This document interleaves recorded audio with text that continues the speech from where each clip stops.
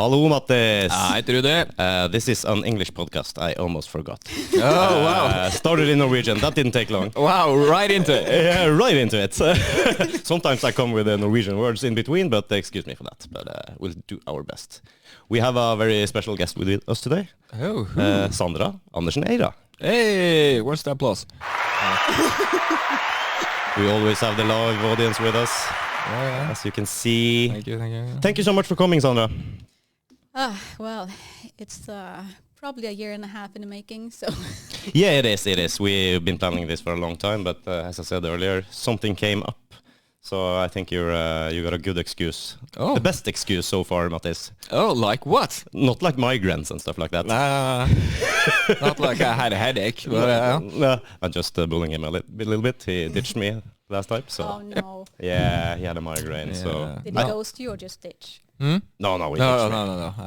I texted him. He did. But he get less sympathy from me now, when I know why you couldn't come, so... Oh. Well, I was just a little bit occupied. Yeah, you were a little bit occupied. So, what do you do, Sandra? You mean right now, or...? Yeah, right now. You're here in Norway for a few days. Yeah.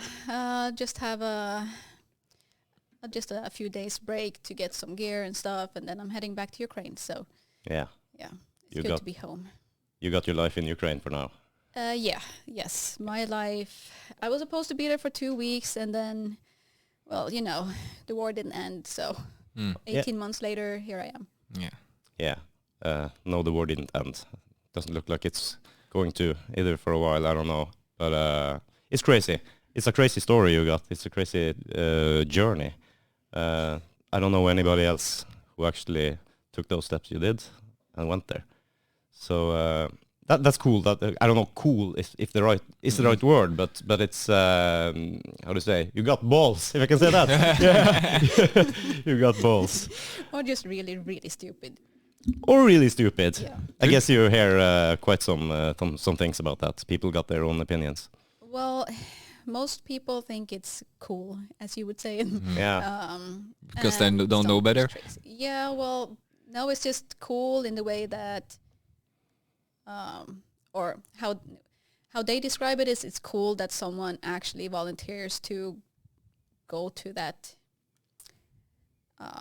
step of helping people, and they want to do it, but they don't want to do it. Yeah. So that's how they think it's cool, but of course war is not cool in any way ever. So it is what it is. Yeah, exactly my thoughts too. The cool part you described, the cool part is the fact that you actually go there to help people. I guess that's the cool part, if you can say that. But nothing cool about war anyway. So.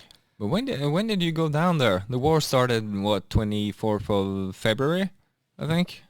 Yeah, it was February 24th, and we were there a couple of days later. So me and my team, my unit, were the first foreign fighters to be shipped straight to the front, which was then north of Kyiv. And that was the battle that Russia thought was going to be the one and only they had to do. They even packed their parade uniforms. Wow. Yeah, and then they met resistance. So that didn't happen. Yeah. So they went with parade uniforms. Wow, Yeah. That's confident. Yeah. That's confident. Yeah, well, didn't go as planned. No, absolutely not. No. So you have a unit, a regular unit you hang out with. I don't know how to you don't hang out, but No, we had a unit which was then the Foreign Legion, and seeing as we were the first, we were just paving that way. The war back then was very different. It's a different world, different war, different everything than it is now. So we had our unit, but more importantly, I had my team within that unit. And when we were done in the northern front, me and my team went down to the southern front and just kept moving around. So stuck to being a squad-sized team, also called the Dirty Dozen, and did our own thing. Dirty Dozen. We did not give ourselves that name. Really, it's a cool name. That's a cool name. You can say that's a cool name. Yeah, that's cool. That's cool. I want to rewind just a little bit. If you can say something about what brought you into this. How did you get the idea, or why did you consider this in the first place? Well, I didn't. So Okay. there were no thoughts. Imagine the surprise. I have just always been highly, and you know this because we grew up in the same village up in the north. Yeah, that's worth mentioning. Actually. Yeah, we grew up in the same village in the Arctic, and we still, well, I didn't know it growing up, but I knew when I started traveling south and elsewhere that we were just living in a World War II museum because we have everything still. We have the trenches we played in, you have the helmets, the plane wrecks, the shipwrecks, the bunkers, the tunnels, the bullets, everything, barbed wire still. Just all over. Ammunition. Yeah, everywhere you I go. personally dug out landmines, and we used to collect ammunition to see if the powder was still usable and make like our own little bombs and stuff like that. The bunkers at home was our playground. Yeah. Yeah, because they made tunnels and stuff, so it was like, oh, let's get to the other end. Yeah. So it was like, it's just fun because we didn't know any better. Yeah, Mattis is from Ørlandet. Yeah. And there's got some history there too. Yeah, the Nazis were a little trip over there, made some flystation. Airport and just made a fuckload of bunkers, and they even had a cannon, a big ass cannon from a boat. So a lot of history there. Yeah, it is. Yeah, see, but that's not normal, is what No. I discovered. We were just living in a World War II museum, and if you go south, you have to go to an actual museum to see what we have laying around. And other countries in the world do not have that. No. So for me, I was always highly into war because my grandfather had to be forced to evacuate, met my grandmother, went back to a county that was completely burned to the ground. So highly interested, and I had our family doctor who used to go to the Middle East, Doctors Without Borders. He was a surgeon, wrote books about war surgery, and age 6, he said that I was going to continue his legacy, and it just stuck with me. But then excuse the language, then I fucked off to sea and did some politics and stuff like that, so I just didn't. And then after a family tragedy, I got into the whole healthcare thing again, started studying paramedics, and during COVID, I worked my ass off in all the sections, doctor's office, nursing office, so everything. So I kind of got back to that whole combat medic study, which I went into before the war, but I always assumed I was going to head to the Middle East. I did not think we were going to actually have a war against Russia, despite the fact that we are at the border of Russia and grew up with all this tension with, spies and planes and ships and Russia just always poking. I didn't think it was going to be a war against Russia in my lifetime. So when it popped off, we saw them getting closer to the border. Then I just packed my bag. I didn't think about it. I just packed my bag. I called the embassy and I said, hey, so what do I do? And they sent me a text. You show up here. They picked me up at the airport. They crossed me into the base across the border of Ukraine. I had never been in Ukraine before, but where I'm from in the north, and especially from the fishing industry, there's a lot of Eastern European people living and working. So grew up as classmates and neighbors and friends and colleagues and all that. So having the Eastern European culture, language, all this, even at school, I don't know if you remember, we had to dance and sing in Russian. Yeah. We made Russian food. Yeah. We had outdoor school, which we didn't know were like child soldiers preparing for war up in the mountains. So for us it was normal, but apparently that's not part of the Norwegian school curriculum. So no, it's true. Didn't have any of that. No, we had the outdoor school, as you said, and it's most you can kind of. It's like the prepping mode. I don't know. You're outside, you do stuff, and as you said, the Russian culture maybe has been with us a little bit stronger in the north. We have maybe a different relationship to Russia than bigger parts of Norway do. Or Scandinavia, I don't know, Yeah. but of course Finland's got their own story with that. But we are close to the border, even though we're in the west. We are still close to the border, and we have that culture within us. We used to sing songs in Russian and learn Russian words, and as you said, the food and dancing, everything. Yeah, well, I Googled the song we've been singing for the last 25 years. Yeah. Turns out to be a Russian war song. Really? Yes. Okay. Oh, Yeah. that's delightful. Still learn stuff about my childhood. Yeah. So very, very interesting. But you always had a adventurous heart, adventurous mind. Well, I will just say the same as one of my patient aunts told me when we were walking in the mountains. It's just too strong in your veins because of the, 1,000 years of sea warfare and Viking history and nomads from the Sami side of it, Ragnar Lodbrok on the Scandinavian side of it. So I will blame fully on my DNA. Do you have some connection to Ragnar Lodbrok? Yeah.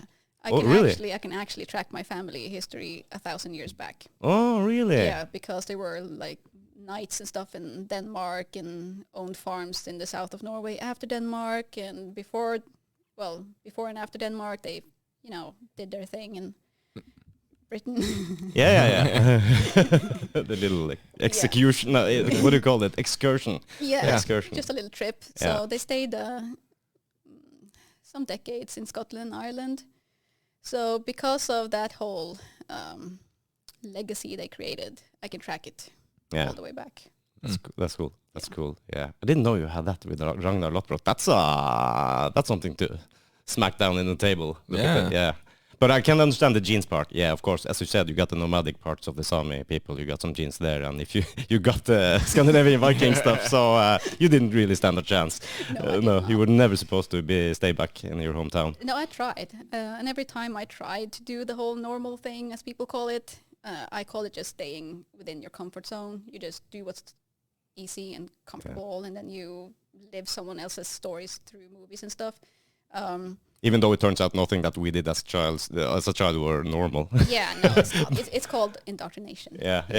So. That's cool. I actually really enjoyed all the nature and the outdoor stuff. I didn't actually think too much about that. I thought it was fun. Yeah, it was fun. Even when we had to be separated into two groups and not be seen by each other for a whole day. Yeah, what was that about? What? I remember. Yeah, what was that about? Well, wait, what? Yeah. Oh, See, that's foreign to me. you catch on to stuff. I would like. What is okay? Sounds super fun. I obviously would be super into it, but yeah. Maybe I should stop playing hide and seek with my son now. I feel like I'm preparing him. You see, it was fun. Yeah, it was absolutely. Yeah, but now after talking to a lot of friends and thinking about it, like, I remember we were kids, and they were like, no, we did not do that. And I was like, well, okay. And then, we did. Yeah, it's a military term, actually. It's indoctrination. And because we grew up in a military base area bordering Russia and being the only border NATO had to Russia, indoctrination is a thing. We learned in the 7th, 8th, and 9th grade to shoot with rifles and shotguns at school. See, when I told people I told people I did a school play, and all the veterans were there, and the families, the parents were there, and I actually had a legit Nazi uniform and a rifle on stage. For me, that was fun. It was normal. Everybody was like, where did you get that rifle? Where did Or they the have uniform. that uniform? Yeah, we learned all that stuff, tracking, foraging, everything. Yeah, survival. Yeah. Wow, I But never connected those dots at all. There's something here I can compare with me being from a military bases, you guys, but because I know people who have Nazi uniforms, and just because of the historical thing about it, and just they're on display, like on the wall, and not just the Nazis, so I'm just have to say that would be weird. Yeah, it's not like yay, but it's the historical thing about it. Just love the history and World War II. What's it called? Memorabilia, I think. Yeah. So but learning to shoot at school and stuff, totally foreign to me. Yeah, that's maybe a stretch for most people. Well, to us it was fun. Yeah. We actually had to do it twice a year too, because we had to learn how to survive during summer and how to survive during winter. So we had February-ish, I think it was, outdoor school, and then we kicked off the whole school year by a few weeks up in the mountains or at sea in August, September. We also learned first aid, stuff like that too. I remember it, fixing broken bones, patching up. And we I learned all that at remember school. having to carry someone down from the mountain because we had a fake casualty and we had to be medics. We actually had the patches on. And This is the military. that is combat medicine in the age of 8. You changed my whole childhood in 10 minutes. You remember now? Oh, you remember? Now I feel traumatized. You know, I actually felt that too. I felt so betrayed and tricked. I felt like I actually went to HV16 up there. It was funded, and back then it was funded as a anti-Spetsnaz unit. Really? Yes, because we are bordering. Yeah. So I felt like this is just, we were used as child soldiers. It was fun. I'm not complaining. I've used it in Ukraine a lot, but... Yeah, you learn to be really dependent and take care of yourself, of course. So that's the positive part too. Yeah. And I knew the combat medic part and the exfil and the land nav and the sea nav and the survival and all of this. So for me, being stuck for a few days up in a bunker was like, okay, well, this is my childhood. So yeah, we used them as cabins and used to stay overnight in all those bunkers, and that was a generational thing. We could see the tagging of our parents too in those old bunkers. We had to sleep next to Nazi German graves. It was actual graves, like tombstones out in the woods. Yeah. And they had bonfires. Then they told us, remember we had this teacher from Romania who told us all these stories about Dracula and Nazis and all this crap. And then we're like, good night. And we had to stay there with the tomb, just alone with our tents. That's crazy. Yeah, so they just taught us how to just toughen up. Like, don't be a chicken. Mm-hmm. Yeah, and that came in handy when I was stuck in a cemetery in Moshchun being bombed by the Nazis, not Nazis, the Russians. So, well, they call us Nazis. Yeah. So that's the thing. they call us gay demons and Nazis. Gay demons. Yeah. Yes. Actually, I won't want to say I love it, but the Russian propaganda is really funny to me.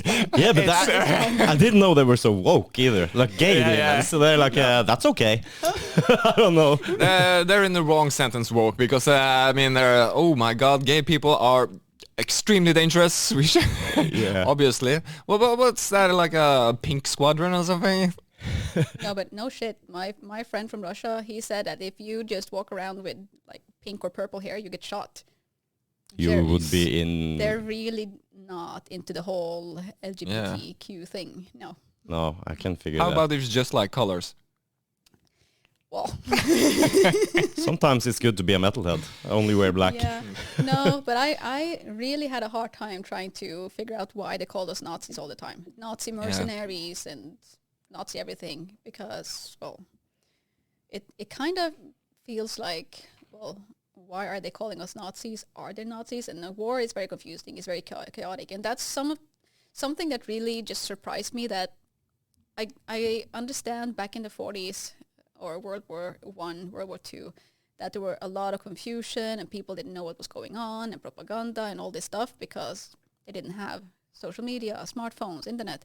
We do. And still, there's so much confusion and so much propaganda and just chaos. You don't know what's up. Even today, like you watch the news, it's not accurate. You talk to people in Ukraine, it's not accurate. The propaganda is all-time level on both sides, so you're just stuck in the middle trying to navigate. Yeah, I've heard so many sides of this war. I've heard like all the propaganda from every side. I feel almost. You got to meet somewhere in the middle, probably, but it's hard for, at least for us here back home, to figure out what is going on. So. And we talked about you're allowed to check on your phone in this episode. Yeah, it was just well, I can thank see you, them teacher. Yeah, you got stuff going on. There's always something going on, and that's also something that's been hard because of social media. And now it's not going to be a bitch fest, but because of the social media, and people expect you to be available at all times, even while at war. And I don't know if it's because there's so much TikToks and reality shows and movies and stuff that people kind of see this war as one too, because they see all the Snapchats and the TikToks and stuff going on, so they kind of lose like ground. They have to touch the ground sometimes and realize this is not a movie, it is a real war. Yeah. And then because of the world of social media and smartphones, they expect you to be available even at war. So I've had so many times, and that's been so frustrating and so annoying, that people expect me to be available for anything, for logistics, for interviews, for whatever it is. And then I have to tell them, like, hey, first of all, we don't have much signal. Like when we're in the front line, sometimes there's zero signal, and sometimes there's block signals because of the Russians, and sometimes you can't have your phone on because then the Russian will track you and bomb you. So, and then you can't plan in a war because, well, like you I don't said, know what's happening. Yeah, sometimes they bomb you. Sometimes you don't know if you get stuck for a week or 2 days, and there's stuff going on that's a lot more important. So, and then they get mad, like, oh, we had a deal and we had to do this right now, and people are waiting. Well, yeah, people are dying too, so excuse me. Yeah. So that's just... You can't say just, hold on for a minute. I just have to... Yeah. I got something here to do. I have to answer some messages. Please don't bomb me right now. Yeah. Okay. You're good. Just 1 second. Yeah, no problem. Yeah. Take your time. Take your time. I was just like hoping that people won't bother me too much during my 3 weeks holiday coming up now. Yeah. Is it relatable? please don't bother me. I'm at war or I'm at holiday. No, it's not the same actually. No. But Yeah, holiday. I haven't had it for years anyways, because I've always been working with different things. Yeah. Like when I was at sea, I also was at the parliament. I also did media things. I also studied for paramedics. So I never had time off for Sundays and summer vacations and stuff. So that's not new to me, but it's not the traditional holiday spirit like when in the summer or in the... No. And now it's just been weird seeing the different seasons, because last March we were 100% sure that we were not going to be alive for long. Really? So when Easter came, we didn't even know. I started seeing some text pop up about people doing the spring cleaning for Easter and stuff, and I was like, what? And then summer came, and I was like, wow, we're alive. And then all of a sudden Christmas, that was weird. And then a second winter, which was even weirder. And here we are. It's summer again, so...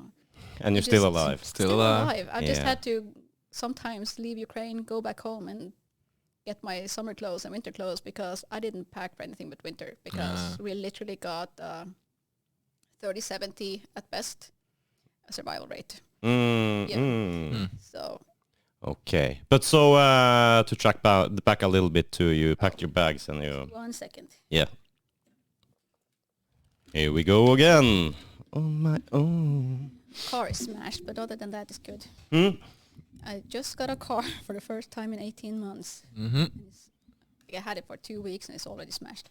It's already smashed. Yeah. Okay. It's been in the front, so it took some hits. Toyota? No. Really? It's actually a very nice big van, which is my medevac van. Like I rolled my own ambulance. Oh, cool. Yeah, you need to get around there, so I guess so. Yeah, let's track back to you just packed your bags and you contacted the embassy, and just trying to keep us in the thread here. You were just or you haven't decided. You packed your bags, contacted the embassy, wondering if you were going to leave for Ukraine. No, I was not wondering. No. I was not wondering. I heard about it. I was like, okay, let's go. So I packed my bags. I contacted the embassy. Next day, I had a ticket. They told me to go to this airport. There'll be a car picking you up, and they just fucked me across the border. Got in midnight. Where did you land? Krakow. Krakow, okay. Yeah. So I met up with some of the guys there from the unit. They shipped us across. Back then, everything was super sketchy. It was a brand new war. Nobody knew what was going on, where to go, who to trust.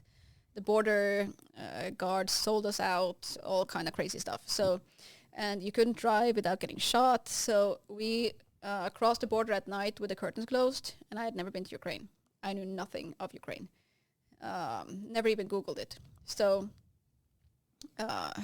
when daylight came, we were at the base, the one that got hit by missiles early on. So got there, we got 24 hours before the colonel sent us to the front. So me, my dirty dozen, the unit boys, just loaded the 2 buses, real old yellow Soviet buses with no heating, no suspension. It was cold and dark, and we had thousands or millions of dollars of explosive. It was a lot. So if we had just hit the bump too hard, it would have said boom. And then we again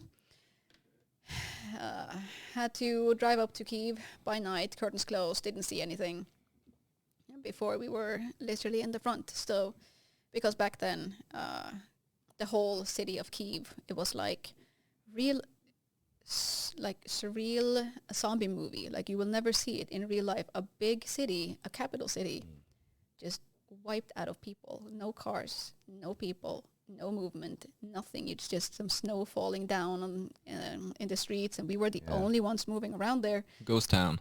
Yeah, we were the only ones moving around, and we knew that if there's any other movement, that's enemy. So holy shit. yeah, and before we left, the colonel gathered his crew and said goodbye, gave us hugs because they were 100% sure we were dead men walking.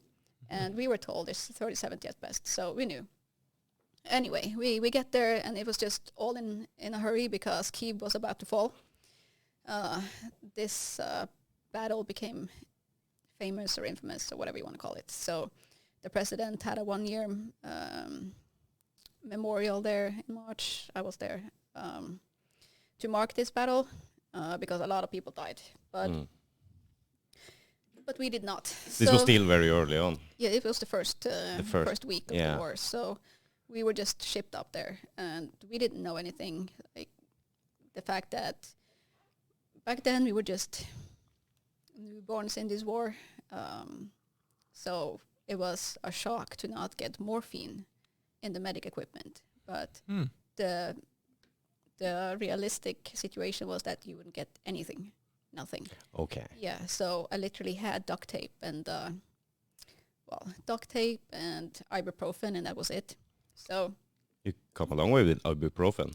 Yeah. But, And duct tape. and duct tape for sure. But MacGyver. Yeah, and all the plate carriers were just extra large steel plates, weighed 50 kilos, and the helmets were old World War II German helmets, steel, too big, like it was not functional. So we all just ended up rocking the front in baseball hats, and some had jeans, and it was just, wow. It was just a real dirty dozen thing. So we did not know what to expect, and they didn't tell us anything either. So we came to Kyiv early morning. We stayed there for 2 hours in a hotel, which they used to just load up rockets and explosives and guns. And then the colonel, the commander, gathered us out front, and he said, "Those not willing to go, speak your mind now." And nobody said anything. We just loaded the trucks and went off. And then for me, this was the first war. For my guys, it was not. They've been a decade in war. They're special operation forces, American. So not their first rodeo, but it was mine. So, and I am so glad it was, because even for people that's had a decade in war, that war was completely new. It was the closest thing you'll ever get to the stories from the trenches in World War II or World War I, and it was just add cluster munition and drones and cell phones. So I didn't know what to expect, thank God, because that was a suicide mission and a shit show. So all of a sudden, everything's on fire, and you hear bombs going off, and everything's just chaotic. We didn't know where we were. I didn't know where we were until 2 months later. Wow. When I realized that we were this close to Chernobyl getting bombed. Oh. And I was like, well, then if I had known, I'm glad I didn't. Yeah. So Sometimes, it might be Yeah. for the best, just not knowing everything. And then I got separated from my team, my whole unit actually, and they thought I was dead, and I thought they were dead. I was told they were dead for days. Were you alone? No, I had one British kid with me. He was just 21 years old. and some Ukrainians. And I got separated from all the others, and we didn't have any comms, no cell phone service, nothing. So we were just watching each other get smashed and nuked. Everything was on fire all day, all night. So they had helicopters and drones and tanks and artillery and mortars and cluster munition and the whole shebang. So, and mines, a lot of mines too. So little did we know that we were gonna be in the Battle of Moshchun against the whole battalion. Like we were 20 people. 20 people. Yeah. They were a battalion. So How much is a battalion? You know? it depends, but it's about 1,000 people. Ah, okay. Yeah, it can be like 1,500. I think there were 1,500 there, but they were supposed to. There's articles about this. They sent the best of the best. They sent their special forces and Spetsnaz and paratroopers, all this. Not successful though, because they did not get Moshchun. It did not fall. So, but it had mass casualties. The Ukrainians took a lot of heavy casualties. So, it was a rough start as a medic, going into that with no equipment, nothing. Yeah. And then you get stuck, and then you are told that your whole team is dead, and there's nothing you can do, and you're just waiting to die. So at a cemetery. So that was something else. Yeah, I'm a little surprised actually that it's not possible to get more equipment, better equipment, sooner, faster, or not even prepared for it. I don't know. I have no idea why, but there's a lot of countries backing this thing. I would imagine. It's still to this day. After that, we quickly realized that whatever we need, we have to get it ourselves. So then we started getting contacts and supply chains and logistics routes, and have to start a whole military operation ourselves to make sure we had what we needed, and not just us, but everybody around us. Because it doesn't matter if my team had the gear, if the unit didn't, or the company didn't, battalion didn't. And then we had a lot of friends in different units, and had to help them too. So it quickly became a big thing, just getting all the gear. Medical supplies from all over, from Canada and Norway and Sweden and Poland and Germany, and tactical equipment and radios and thermals and whatever you need. We had to get it ourselves. So what you're used to in our own militaries, NATO militaries, like you have people doing that. You have admins, you have logistics, you have supplies, you have a room you can just go and grab what you need. And in this war you didn't. So still to this day, it takes so much time just getting this sorted, because still, if you need it, you have to get it yourself. Yeah, okay, so it's like, it's all those things, it's not like what to expect of a modern war. As you say, you would expect that those things, the logistics of it would be smooth. With all the technology and equipment and communications we do have these days. Yeah. But it's hard. No, it's not. It does not exist unless you do it yourself. You rely on donations and stuff like that. The whole war is fully relying and depending on donations. We need donations to have money to live. We need it to travel. We need it for medivacs. We need it to gear, for supplies. We need it for fuel. We need it for anything. Yeah. Okay. Well, that's a bizarre situation, actually, to be involved in. It's been an 18 months fundraising event. Yeah. It's exhausting because you have other things to do. Like you have, like in January, there was all the power stations were bombed. So there was no electricity. You couldn't charge your phones. You didn't have cell phone service. And you're busy traveling. It's a big fucking country. It's like 14 hours to travel from one side to another. Yeah. And you're kind of busy doing war, you know? So that's exhausting and takes a lot of time to be able to pull it off, to get all the shit you need. Shouldn't have to be this way, but it is. So yeah, it is. I guess I've been reading about this too, and I've been following your Instagram account, the Dirty Dozens Eira, I think it's called, and I've seen you've been trying to get some stuff, some donations. This is not like a regular fundraising event, I feel. Like you could get invited to. This is a little bit more hardcore in it. Yeah, because it's frustrating, because we needed to survive. Yeah. And I know, like, 2 weeks ago, a buddy of mine in another company asked for tourniquets, and that's critical gear. You need it to survive. And what people maybe do not think about is, okay, you gave us 500, but do you realize how many casualties we have? And I'm not talking about all the registered ones that died. I'm talking about injured too. Those 500 tourniquets is nothing when you have 200,000 injuries. Mm-hmm. So it doesn't matter if you gave us, well, it does matter. We are grateful that you gave us 500 tourniquets in February. We need 500 tourniquets in March too. Yeah. So it's It doesn't end. no, it does not. No. It does not. So you can just donate something and okay, Yeah. they're good. Yeah. No. Yeah, no, we're not. Oh, crazy. So you're caught up in battle around Kiev and the battle of, what did you call it? Moshchun. Yeah. And that was a bloody one. Yeah. Yes, it was. Yeah. That was. There's been articles about it, I know. So Yeah. I've been reading some. Yeah, and then I went back this March actually for the 1-year ceremony for the fallen, and it was just,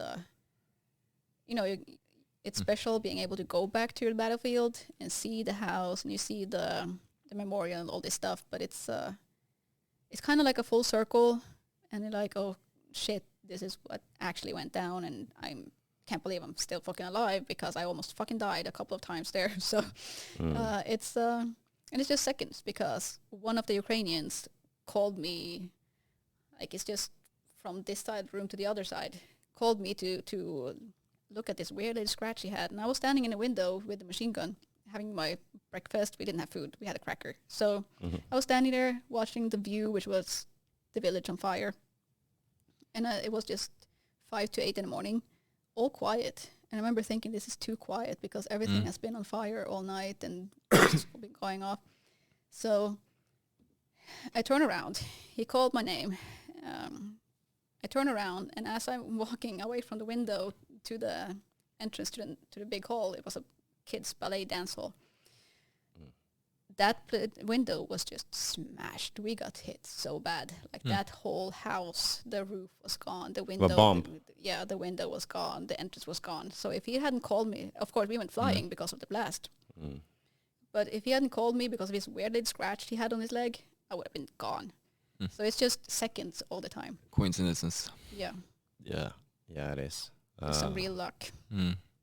Wow. Yeah. So when you live like that, it's kind of like you don't want to have to deal with all the logistics and supplies and stuff. But it's how this war is.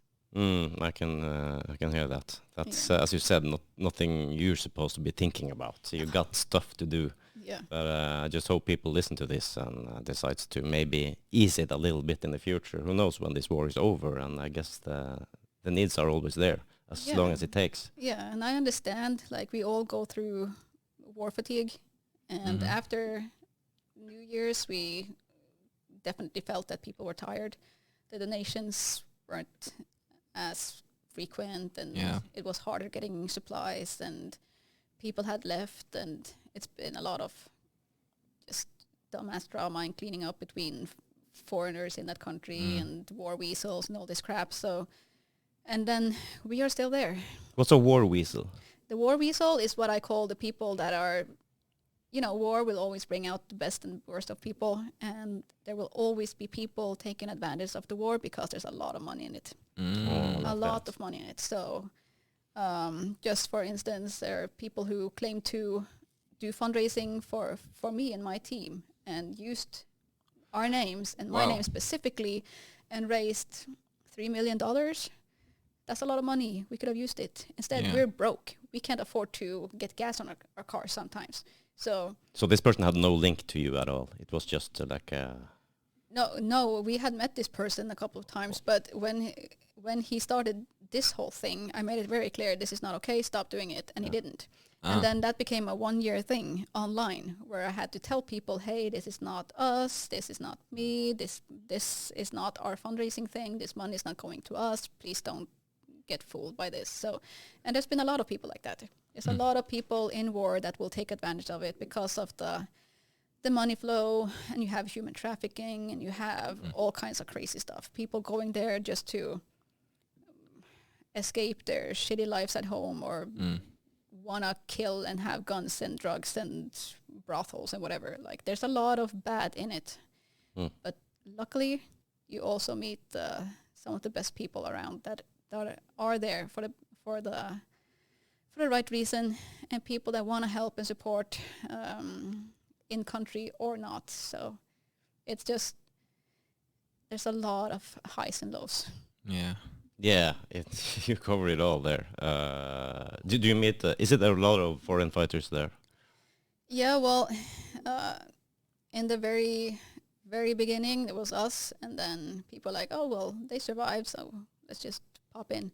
And then they had a peak where there were, I don't know if there were thousands of foreigners coming in, but then when the missiles hit our base in Zaporizhzhia, most people just fucked off. They were like, no, we're not doing this. Yeah, okay. And then you could just see a flow of people just marching out of there. They were like, fuck this, we're going home. So that was one thing that made people leave. But then you had all the... Most foreigners didn't get paid the first 6 months, and people have bills to pay. People need food. People need to live. So because of the lack of bureaucracy and money and the fact that it was so much chaos with logistics and lack of supplies and lack of everything, most people fucked off before the summer or during the summer. So there are still a lot of foreigners left, but not anywhere close to the beginning of the war. Yeah. Did you ever stop to think, what the hell am I doing? Or didn't you have the time to think? See, there's so many times in my life I should have. The only time I actually did, well, there's two times actually, because what I started saying earlier is that every time I try doing some normal shit, my body just responds with trying to kill me. Like I get some crazy, like skarlagetsfeber, what's it called? Scarlet fever. Yeah. Yeah, which people haven't had since the 1800s. Like I almost died because I get so, my body and head just tries to tell me so hard that this is not your thing. This is not meant for you. You're not doing what you should be doing. And that just depresses the shit out of me. So my body just crashes. So no, the two times I've actually thought, what the hell am I doing, other than when I tried doing normal thing. One time was my before we went to Moshchun, my commander looked at me and he was just, because I was a girl and I was the only girl, and people thought that was shocking but cool, and especially in Eastern Europe because they're very, very traditional there. Yeah. Oh, really? Yeah. Yeah. So at the base too, people want to take pictures, and they had heard about this girl from Norway, and they immediately started calling me the Norwegian Shield Maiden. Yeah. Okay. Yeah, because they just, and there were like special forces up in Kyiv too. Just when we entered the hotel, they saw all these big ass guys, and then I came. Like, I'm 5'3". Yeah. So 5'3". yeah, and I'm a girl. They just looked at me and they were like scanning, and they were like, Norwegian Shield Maiden. Yeah. They just walked, and my commander came and he just looked at me and he was like, "You don't have gun?" I was like, "No." And he took off his Glock and his holster, gave it to me, and thank God he did, because that was all I had in the end. So one time in Moshchun, I was sitting alone in a basement, and because we were literally just 4 people. It was me, a young British kid, 21 years old, and 2 Ukrainians. And then we heard the Russians coming to our positions right outside of our house, and we had just found that house because we had to run from the forest because there were enemies. Do you hear voices, or do you hear the shooting and stuff like that? Well, no, we hear them coming with a tank or a BMP, whatever they had, and then they dismounted. We could hear the boots on the ground, and we had just had to literally use an axe to get into this house because... That's pretty Viking. Yeah. So we had to run through the forest because there was enemy getting closer, and they had spotted someone, or I don't know. I was just told to run, so I ran with them. And then we had to kick down the door and use an axe to get it down, and we managed to find a base. It was just literally a brick house with 2 floors, nothing in it. And we went to the basement, and there's only one entrance, meaning also just one exit. So all of a sudden we hear a Russian vehicle coming up. I don't know if it was tank or BMP, probably a tank. We hear boots on ground. They stop, boots on ground. We hear them talking, and I could just... The Ukrainians I was with did not speak English, but they made it very clear to be quiet. So we were just not breathing. And then they decided, because we couldn't hear anything anymore, it was quiet, so they decided to go and check. And then I was left alone in a dark bunker basement with nothing but a Glock. And then I could hear some shit going on upstairs. I didn't know what. And I knew there was only one exit, and there were only 3 guys and me. So if they got off, I knew that, okay, I'm dead. Like, they can throw a grenade, they can come and shoot me, they can do whatever. So I was just looking at that Glock, and I was like, okay, well, fuck me then. This is it. Here we go. Yeah. So I was just holding it, waiting. Like, do I have to shoot myself? Am I good? Luckily, I was that time. You don't want to be captured. No. We had before heading out and all through the war, we have a very clear understanding. Because we care, because we love each other, we will absolutely kill each other if we see that there's no other way out. If we see that we've done all we can, we're about to get captured, they will kill me without a doubt, without hesitating, and I will do the same. It's a mercy thing. Yeah. So that's not an option. So I would not hesitate by shooting myself if I had seen any Russians coming down that stairs. I would just off myself immediately. But then I definitely was like, okay, well, what the fuck are you doing? And the other time, the first time, second time I went out of the war, and it's intense. Like, after 2 weeks, it feels like 2 years. I don't know what we were thinking, because it's literally the opposite of what we should be doing, because everything is on high alert. You're used to always watching your back, and whatever you hear in the sky is a drone, or you get bombed or whatever. Yeah. Like, you jump into a bolt in the Kyiv, you get sold out. We actually did. So you're always on high alert. You always have missiles and bombs and grenades flying all over. And then getting out of the war zone, you're still on high alert. And then for some reason, instead of just peace and quiet, we decided to go to a haunted house, like a real, like a real haunted house thing, where people scare you for fun. Yeah. You pay for it.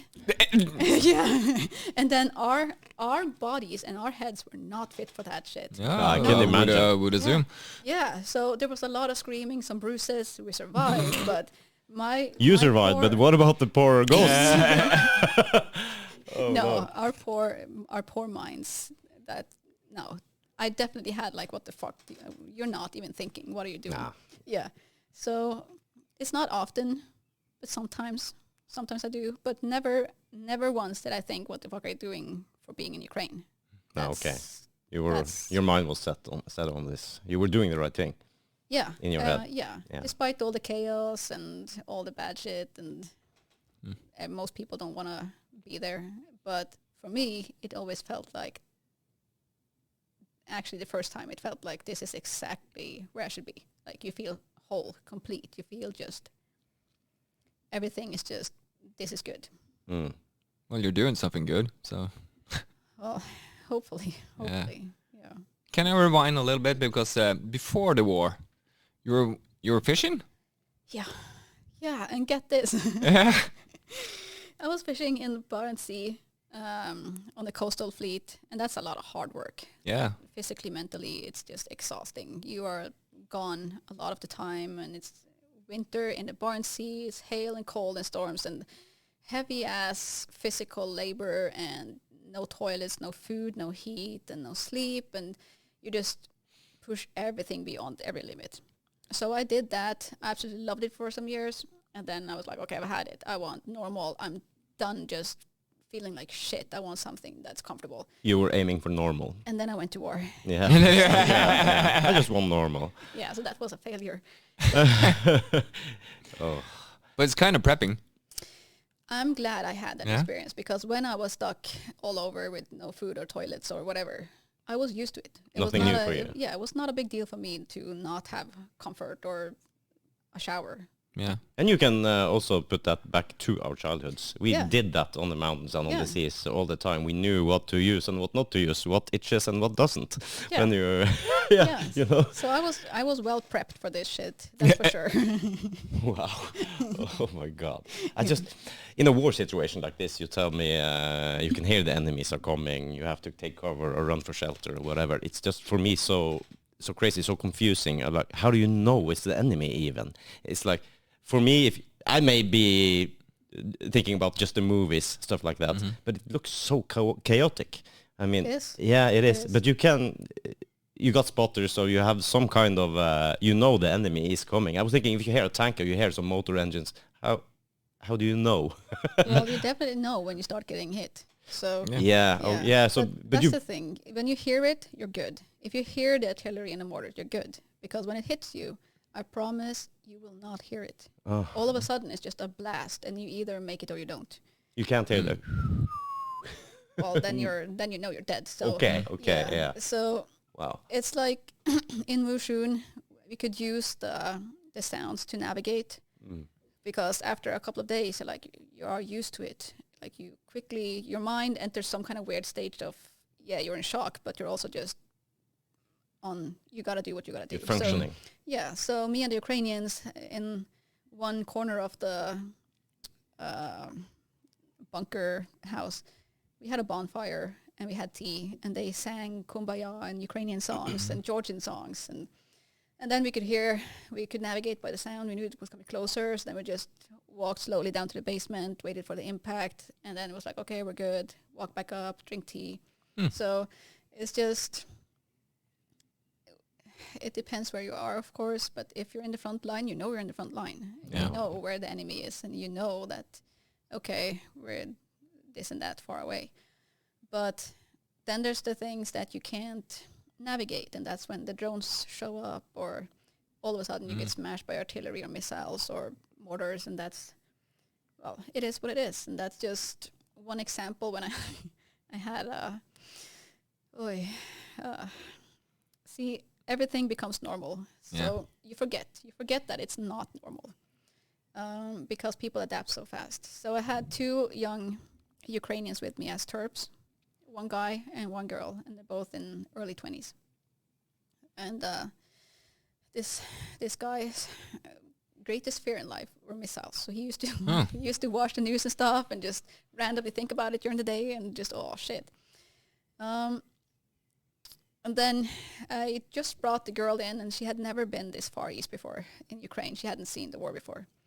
Because most people in Ukraine don't. Unless you're in military or in the southern part, you don't. So that goes for both of them.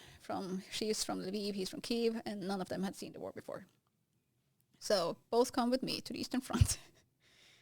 God bless their souls. But they come with me to the Eastern Front, and we forget that it's not normal. They're not used to this. So we come late at night. It's past midnight. Me and this girl are busy setting up her tent because we're all camping out in the tree lines.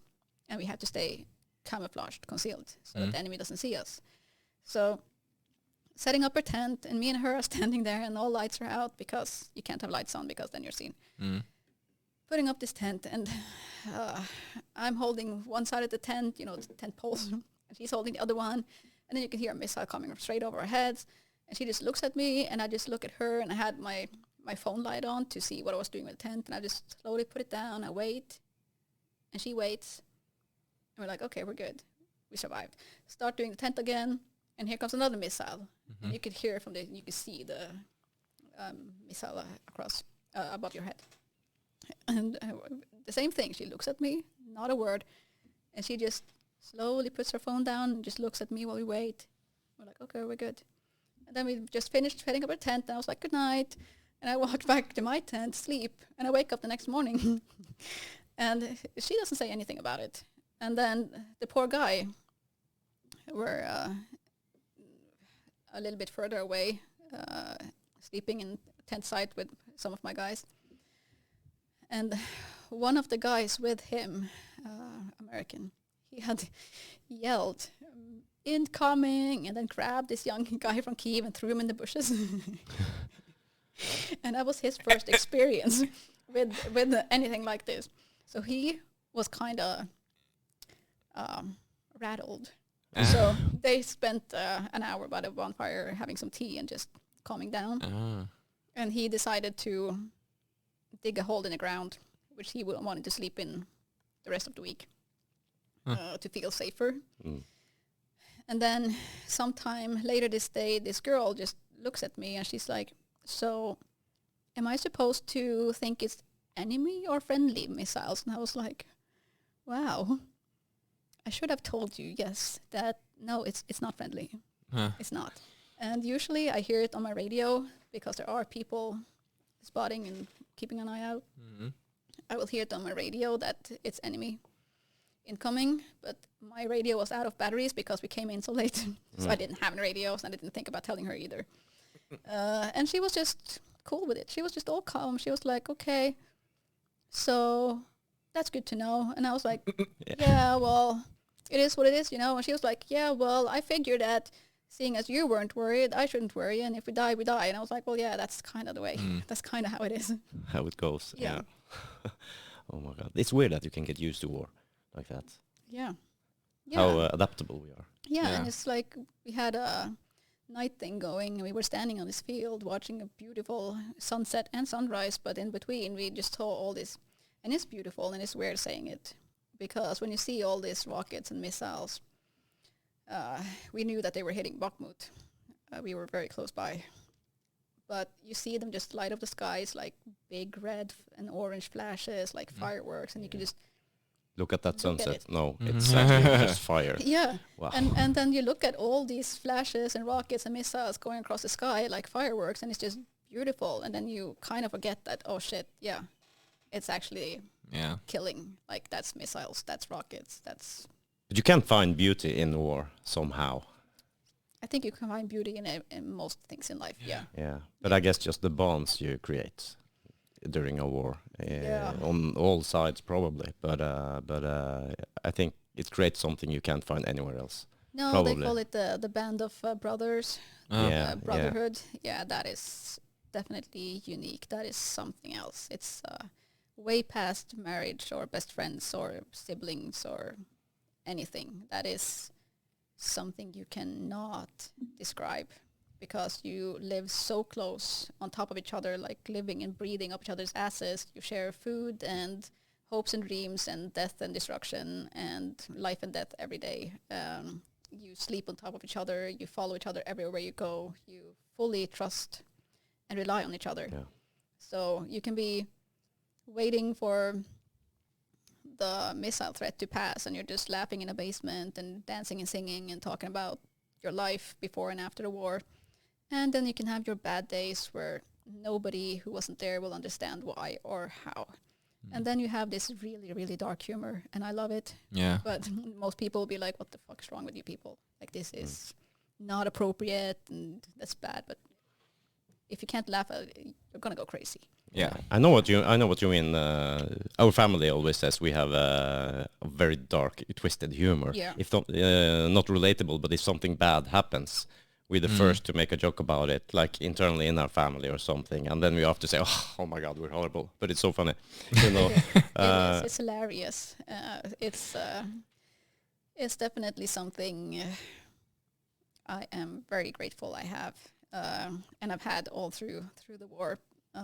Definitely have saved my life more than once, literally, and that's the thing. You are literally saving each other's lives and willing to die for each other. Like what all the cliches you hear people talk about.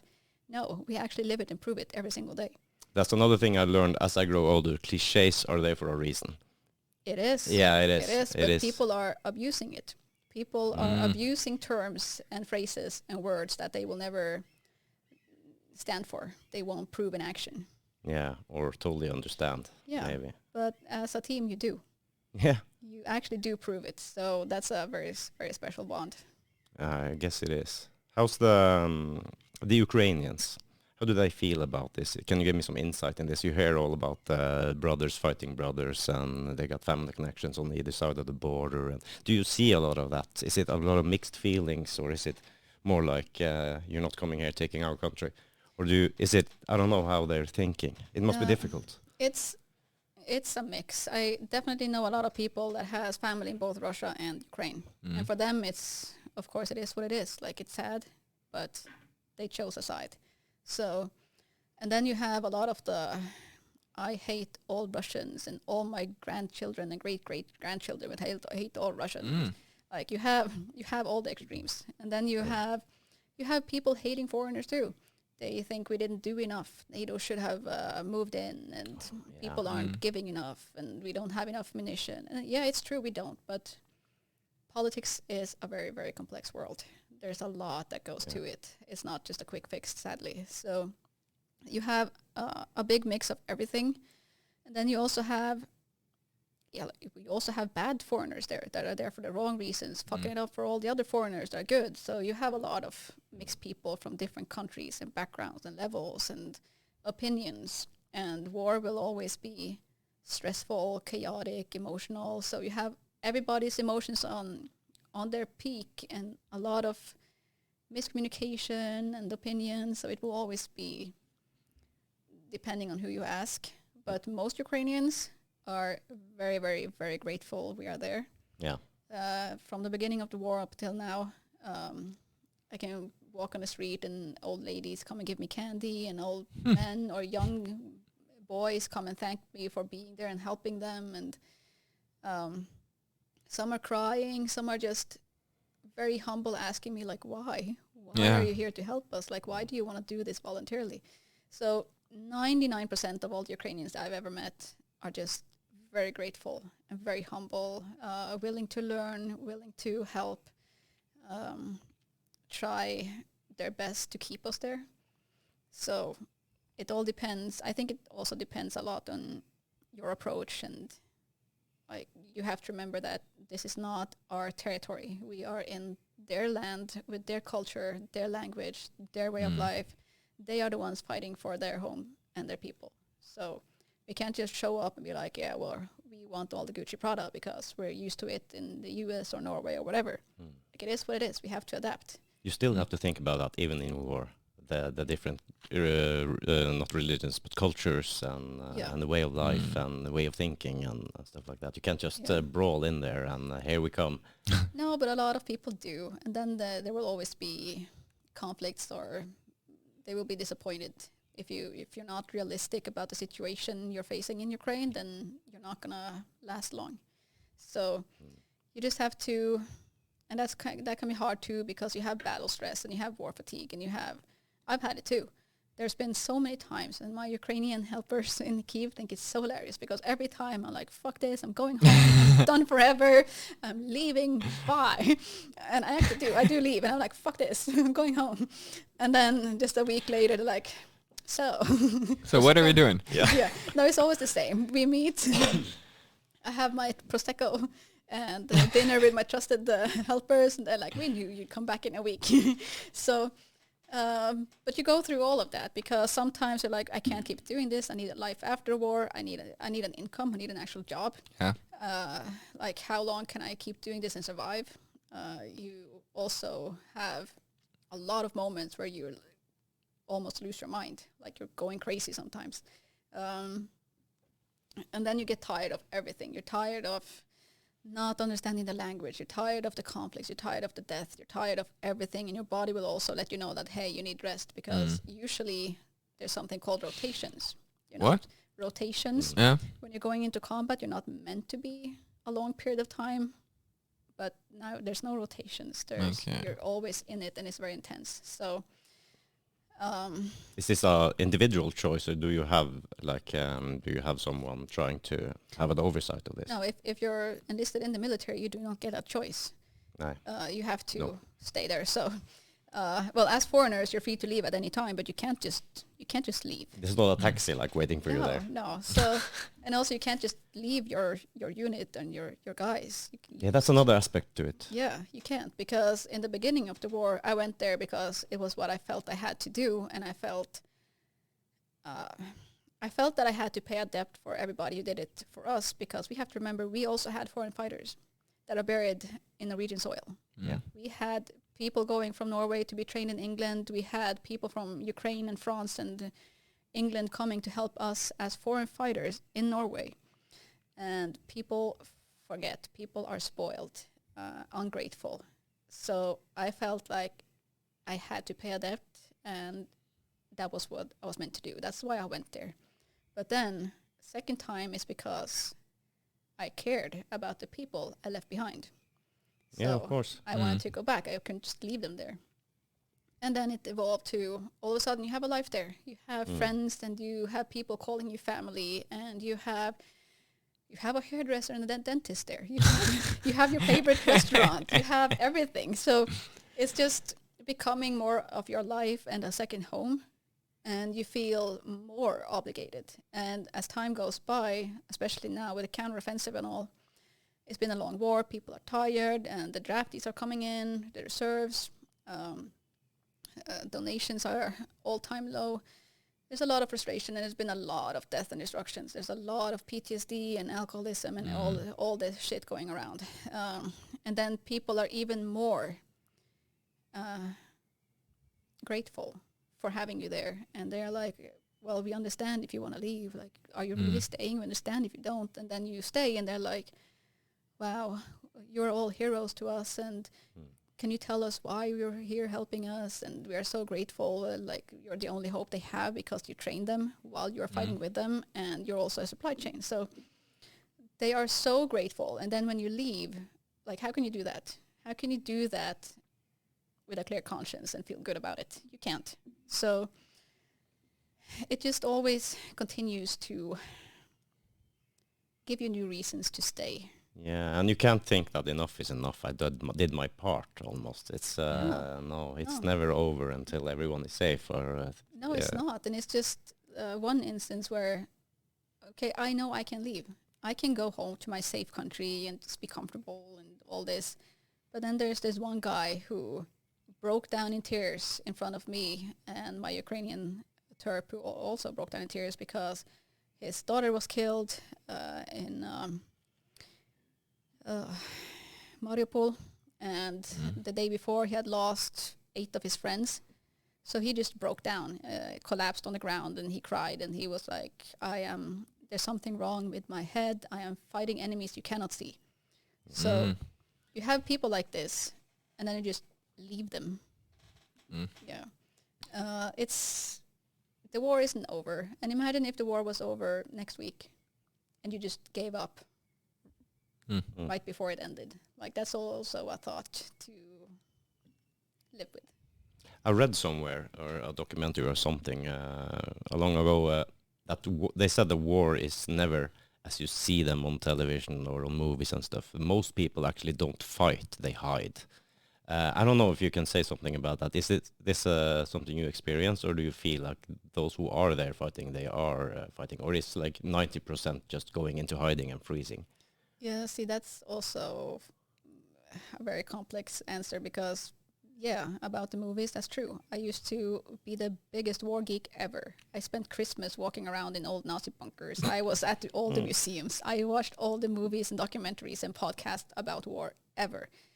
And now I don't want to see it. I don't want to hear it. I don't want to, because there's, when you watch a movie, you have 90 minutes where you can try to imagine it, and you can get some emotions going, and then you turn it off and move on. You can't turn this off. When you're living it, you cannot turn it off and move on. And if I watch a movie now, I can relate to every single sense and smell and feeling and the people around it. And it's just, I can't do it. So, and this war has been a massacre. It has been, they called Bakhmut a meat grinder, and it was. Yeah. It really was. I was there in January. It's horrible. There's so much death and destruction, and you see dead people in all kinds of conditions. Some are laying in the trench for days, just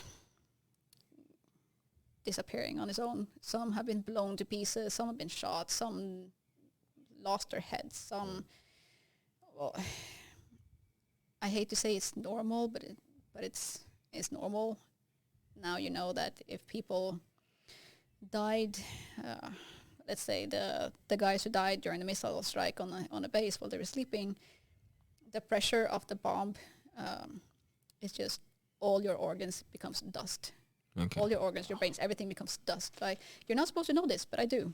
Yeah, you're not supposed to know it now. Yeah, yeah, you're not supposed to know that brains taste like banana, but you do, right? So it's just so much in this war. It's so bloody and so much death in every direction.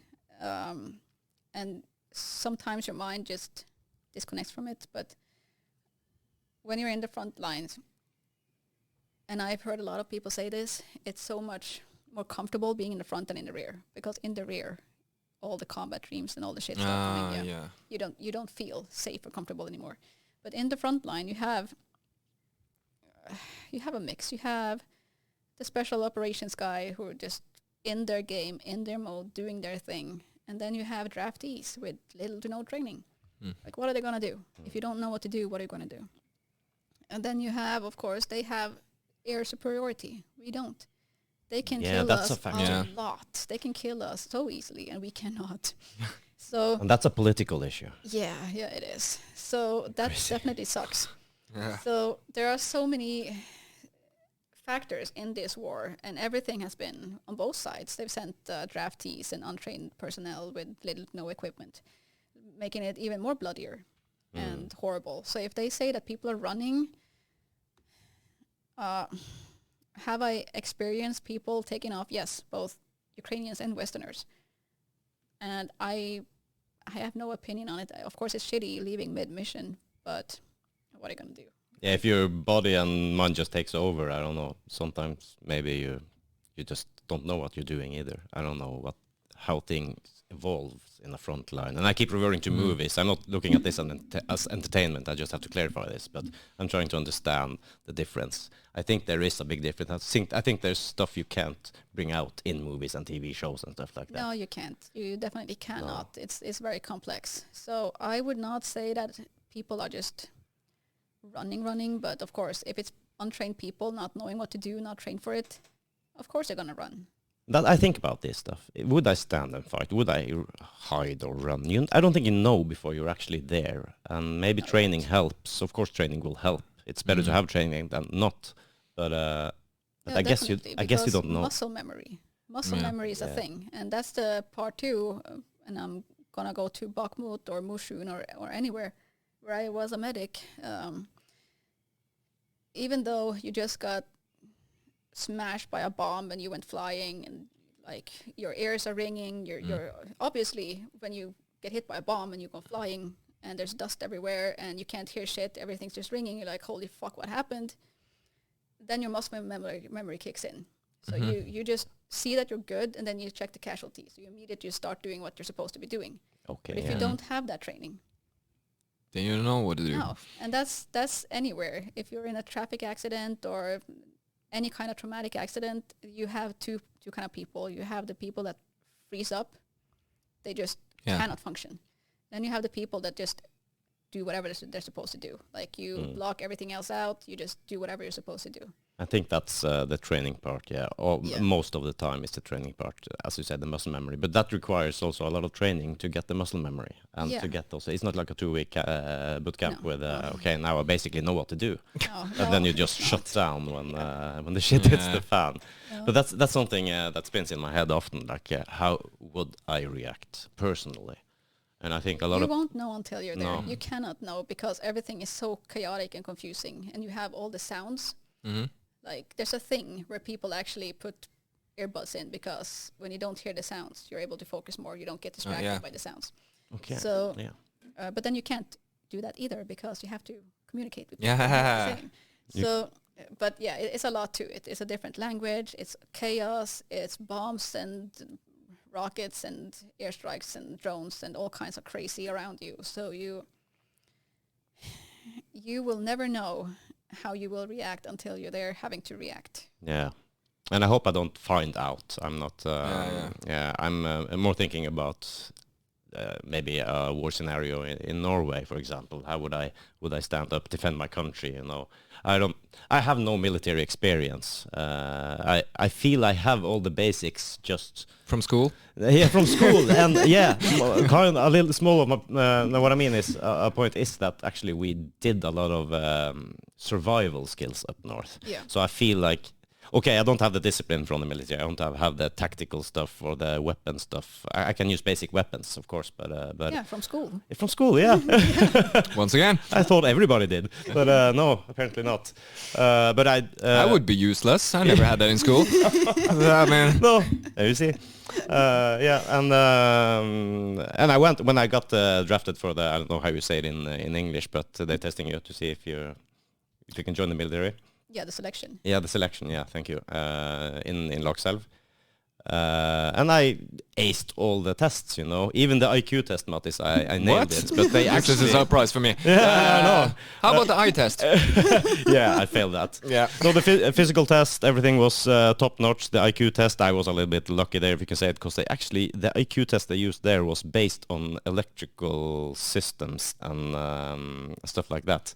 What? Yeah, and I was studying for that. I don't know why. It was mixed, but a big part of it was like... Sounds stupid. Yeah, I think it was great, Yeah. because I nailed it. Totally nailed it. And the physical stuff, but then he told me to check on the letters on the wall, my eyesight, and you may know I'm completely blind in my right eye. So, and I have, Yeah, that's right. I have reduced vision on my left eye. So, and with the glasses and lenses and stuff, I could read the part with the left eye, and then he told, close your left eye and open your right eye. What do you see? Nothing. Get closer. Darkness. What do you see? And I didn't tell him. And nothing. You can step even closer. What do you see? Nothing. So I was standing like this close to the wall. Hey, I'm blind on this eye, okay? So not approved. Junk. It's they can't risk it actually, because I can function probably just as well, because I have perfect eyesight when I have lenses on my one eye. I don't have the depth vision, but I work around that. That's not a problem. but they can't afford to me get injured, losing my eyesight in training or practice, and they have to fund me for the rest of my life because I can't do anything. Yeah. I guess that's it. I don't know your military experience. Did you do the? I did my year. You did your year. Yeah. Yeah. So you got the basic stuff done. Yeah, but I was like, I think everybody needs to be 1 year in the military, and especially the guys who don't. I don't know. Yeah, I I agree. I think people actually could find it really useful. Just learn a lot. yeah, you learn a lot. It's good, and that's why I'm so glad that we have to. We're only 5 million people, but Yeah. I'm so glad that we have this mandatory military first-time service for both men and women. Yeah. Because you learn discipline, you learn strength, you learn how to protect yourself and your country. Independence. Yeah, A lot of people need that. Yeah. And it starts by making your bed in the morning. Like it's really down to the basics. Yeah, and that's good in all aspects of life. Whereas in the US, it's all voluntarily, and most people have to because of financial situations.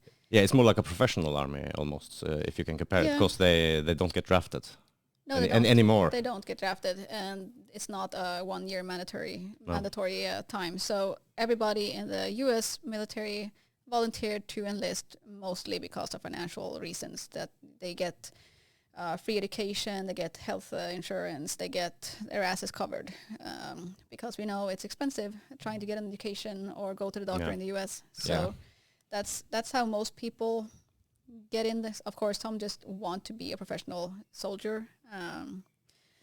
But yeah, I'm very glad that we have the mandatory thing to prepare our young generation, get their head straight, get their fingers out of their asses, and know how to be a decent human being.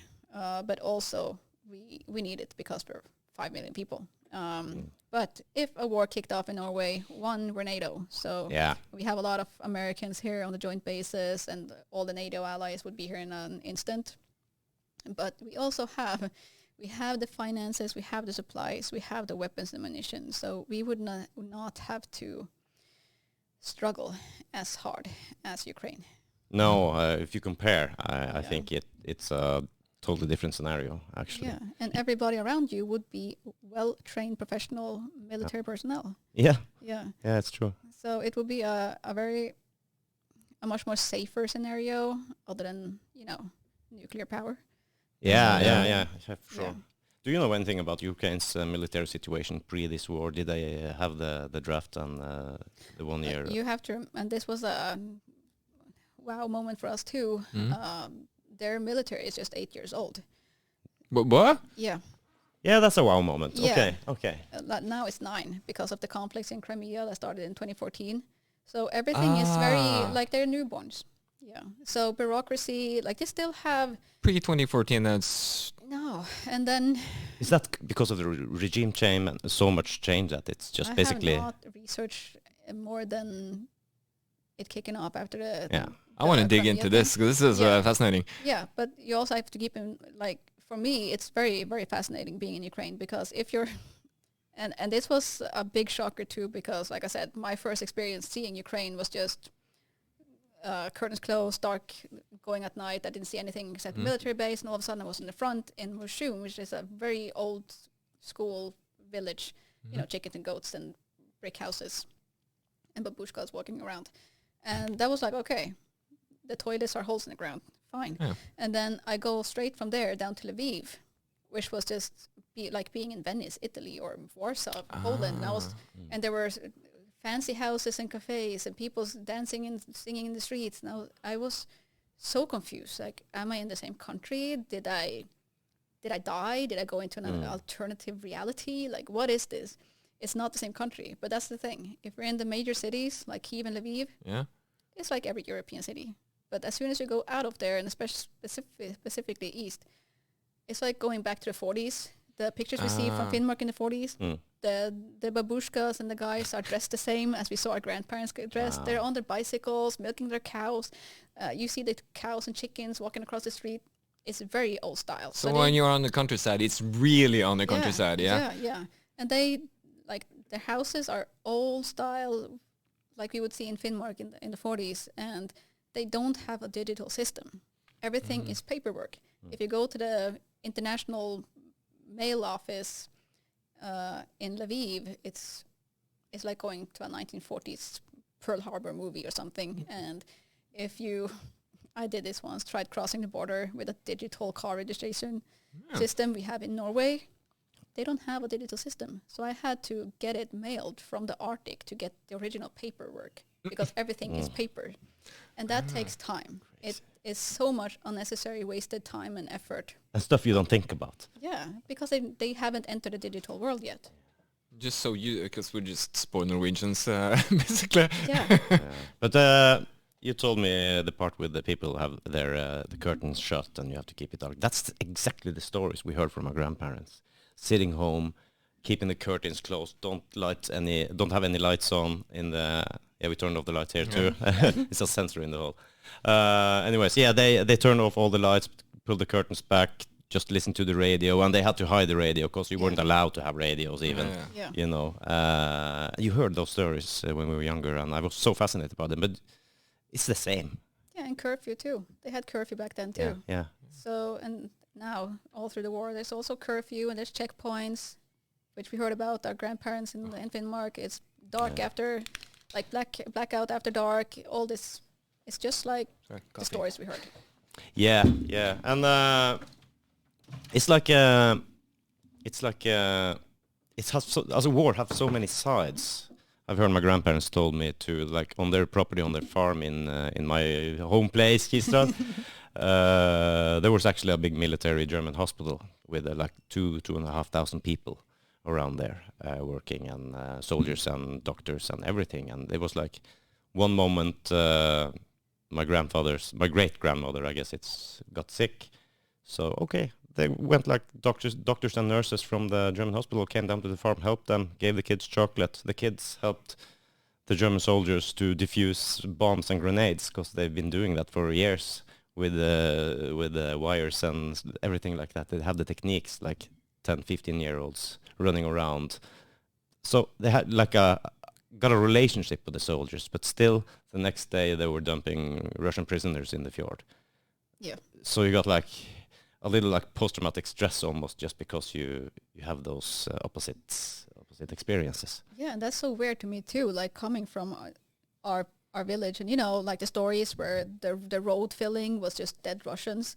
Yeah, like the roads we're driving on every day in our hometown, and we always knew from 8, 6, 7, 8 that, oh yeah, all the prisoners of war that died while building this road, they were just used as a land filling, like a road filling. And then here I am fighting the Russians after growing up like we did, and also from a indoctrination standpoint, for me, it's very weird and easy to understand how the eastern part of Ukraine could be so indoctrinated the way it did, because we haven't thought about it. I haven't thought about it until the war, that's exactly what's going on in the eastern part of Finnmark too. We have street signs in Russian. Yeah. Yeah, there's street signs in Russian. There's Russian family buying houses and businesses, and there's an own deal about crossing the border there for the people living in the eastern part of Finnmark. You have the Russian Norwegian newspaper. Russia tried banning them from mentioning the war, but it is Norwegian, so they couldn't. No, okay. Yeah. So Really, they tried to pull that off? yeah. So exactly what's going on in the eastern part of Ukraine is what's going on in the eastern part of Finnmark too, but we don't think about it. And that's indoctrination. Yeah, it is. Yeah, I never thought about it at all like that. No. It's crazy. It's time for some reflection. But as I said, I still feel like I got some positive out of it, most positive out of it. I wouldn't trade my childhood for anything, I think. Oh, not in a million years. No. Like, I am very happy I did, and it helped me a lot in this war and how I chose to live my life. But it is very weird for me because I am the only one who came from that point of view, whereas people from America or Austria or France, they don't have that relationship. No. They don't have that background and insight to it. So I can imagine. I have a whole other perspective, I think. Also because a lot of my friends and childhood friends and classmates and colleagues are Russian. I have Russians in my family. Yeah, I was thinking about on some level there must be a conflict, or isn't that in your head at all? No, it definitely was. I remember the first time leaving the war, I called my Russian friend. I had just spent an amazing road trip with him for 2 weeks before the war kicked off, and I just called him, and I just felt horrible. And I just kept apologizing to him because I felt bad for him. And he apologized to me because he felt bad for me. And then I still haven't met the Russians in my family because I just feel weird about it all. And then when I went to the parliament in Finnmark a couple of weeks ago, there was a Russian journalist who asked me how I felt about it. And I didn't know because I've been busy in my own world in Ukraine. I haven't paid attention to Norwegian media or what's going on in the rest of the world. And then he asked me how I felt about it, knowing that all the 18-year-old draftees they sent as cannon fodder in the beginning of the war were young Sami boys from the Russian side of the Arctic border. I did not know, and that's my own people. And then I just felt so bad, and I looked at my colleagues, and I was like, did they think that I knew this, and I'm just fine with it? So they sent the indigenous Sami people in the front to explain, if people don't know, the northern part of Norway, Sweden, Finland, Russia, all have the same Sami indigenous people. Yeah. As you say, it's your people. Yeah. I was not aware of that. Representative of that people. And you're a representative of that people too. And here I was, just helping to kill them, my own people, and I did not know until 2 weeks ago. And I just felt, I just literally felt my world crashing for a moment where I was just, I felt horrible about it. At the same time, I know I can't because that's Putin's deal. He sent them, but I didn't know it was my own. And it's a whole other game when you know you actually, like, that's your own people. It's not enemy. It's your own people forced to fight you. And we fought them. And my most, the thing I thought about the most was just my Sami people and my colleagues at the parliament. I didn't want them thinking that I knew all along and I was just fine with it. Because I didn't. I did not know this. So there's a lot of things to this war that's just surreal. The question is, would it make a difference? Actually a difference in the moment? No. I mean, no, it can't. No. It can't. No, it would not. It would not have made a difference, but I would have made it very clear that, okay, I am aware of this, but the way I talk about it, I've never spoken about the enemy in a disrespectful way. I have never said I hate Russians because I don't. No. I have a lot of family that are Russian. I have a lot of friends that are Russian. Do I hate the enemy and what they're doing? Yes. Do I hate Russians as a people? No. I hate the people responsible for this war. Yeah. I hate the people doing war crimes. I hate the people that forced other people to do this. The people on top. Yeah, and also like I said, the ones doing the war crimes. Yeah. Like I have no mercy for them, none at all. But on both sides, just people forced to fight. That's it. Yeah, that's it. Yeah. Wow. No, it's crazy. It's crazy. I can't even imagine. But do you get some? What's? How do you feel when you get back to Norway? How's this received? Do you feel mostly positive encouragement from Norwegian, I don't know, media, if you have a lot of experience with Norwegian media or international media even, or do you get criticism for this, or do you, how do you feel? I've been very lucky, and for me it's been a process. Every time I go home is different for me personally because my mindset is different, my experience is different, but every time I've been home or not, I've had just 100% support from the parliament, both in the south and the north, from politicians, from media, from the army, from veterans, from the everyday people. Very, very supportive and just welcomed me with open arms. And for me, it was very special being able to have that to go home to, because most people were either banned from going home, or they would get in legal issues or criminally charged or whatever. And here I am being invited back to the parliament to stand there and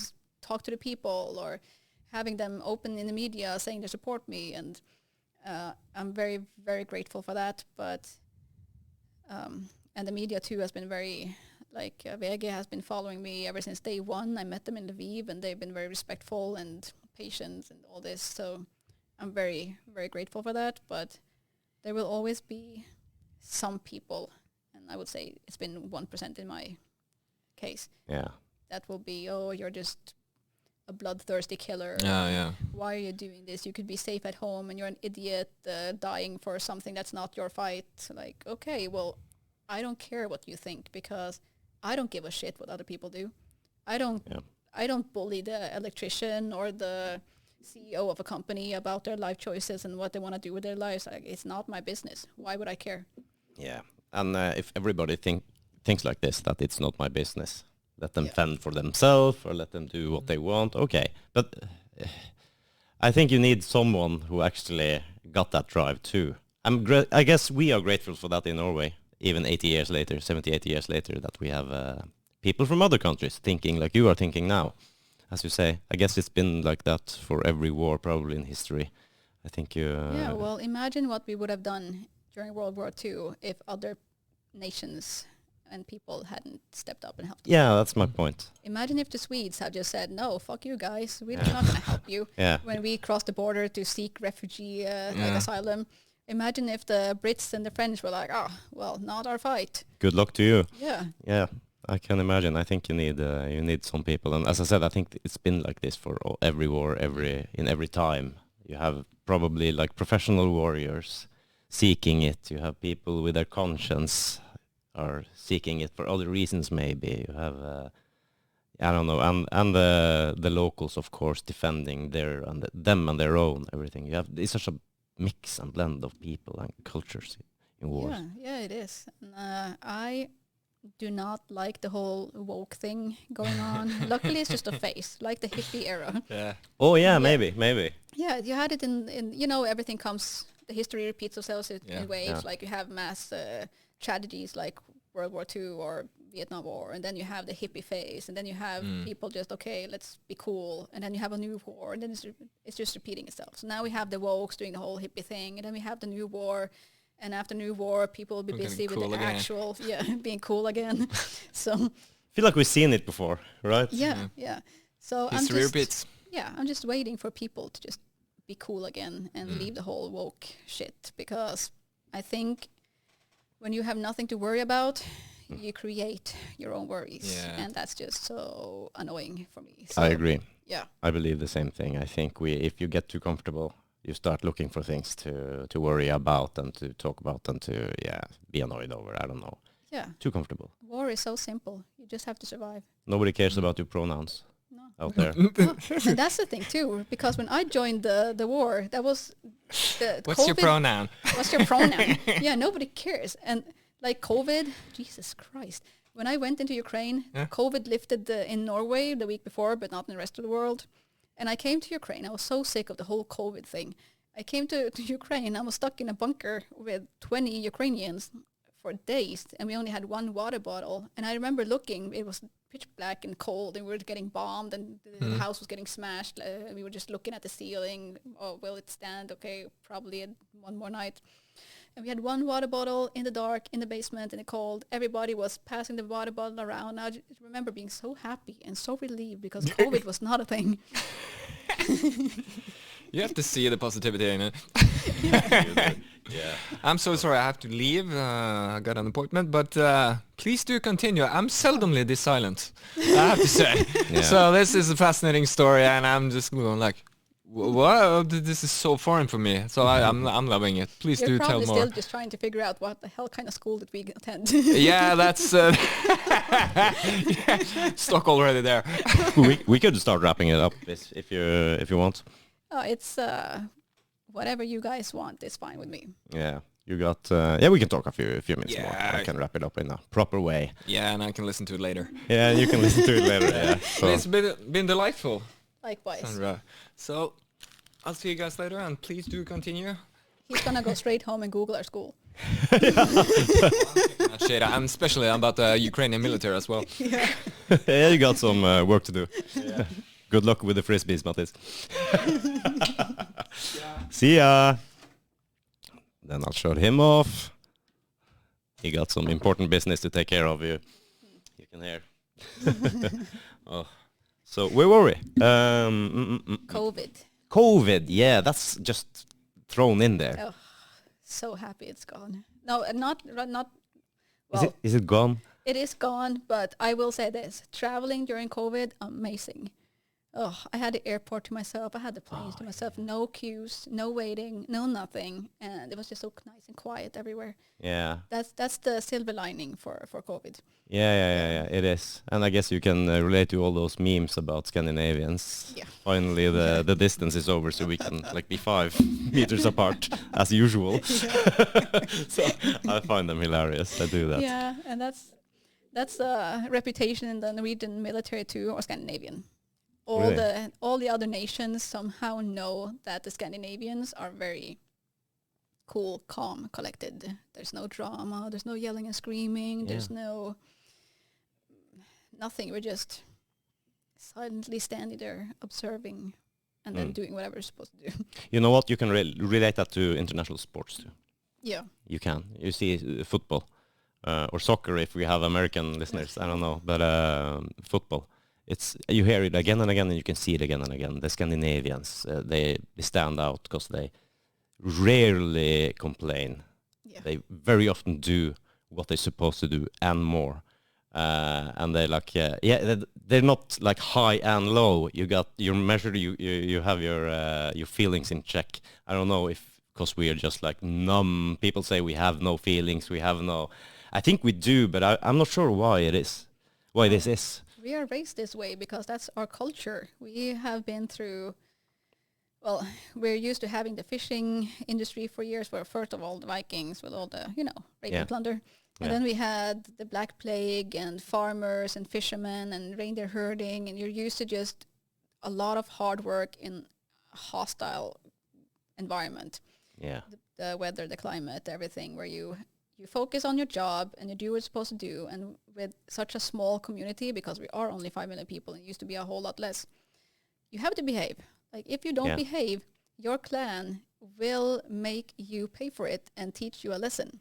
Whereas in bigger communities, you can just do whatever, get away with it. Nobody's going to care or know who you are and then point a finger at you. Yeah. Well, take our village, for example.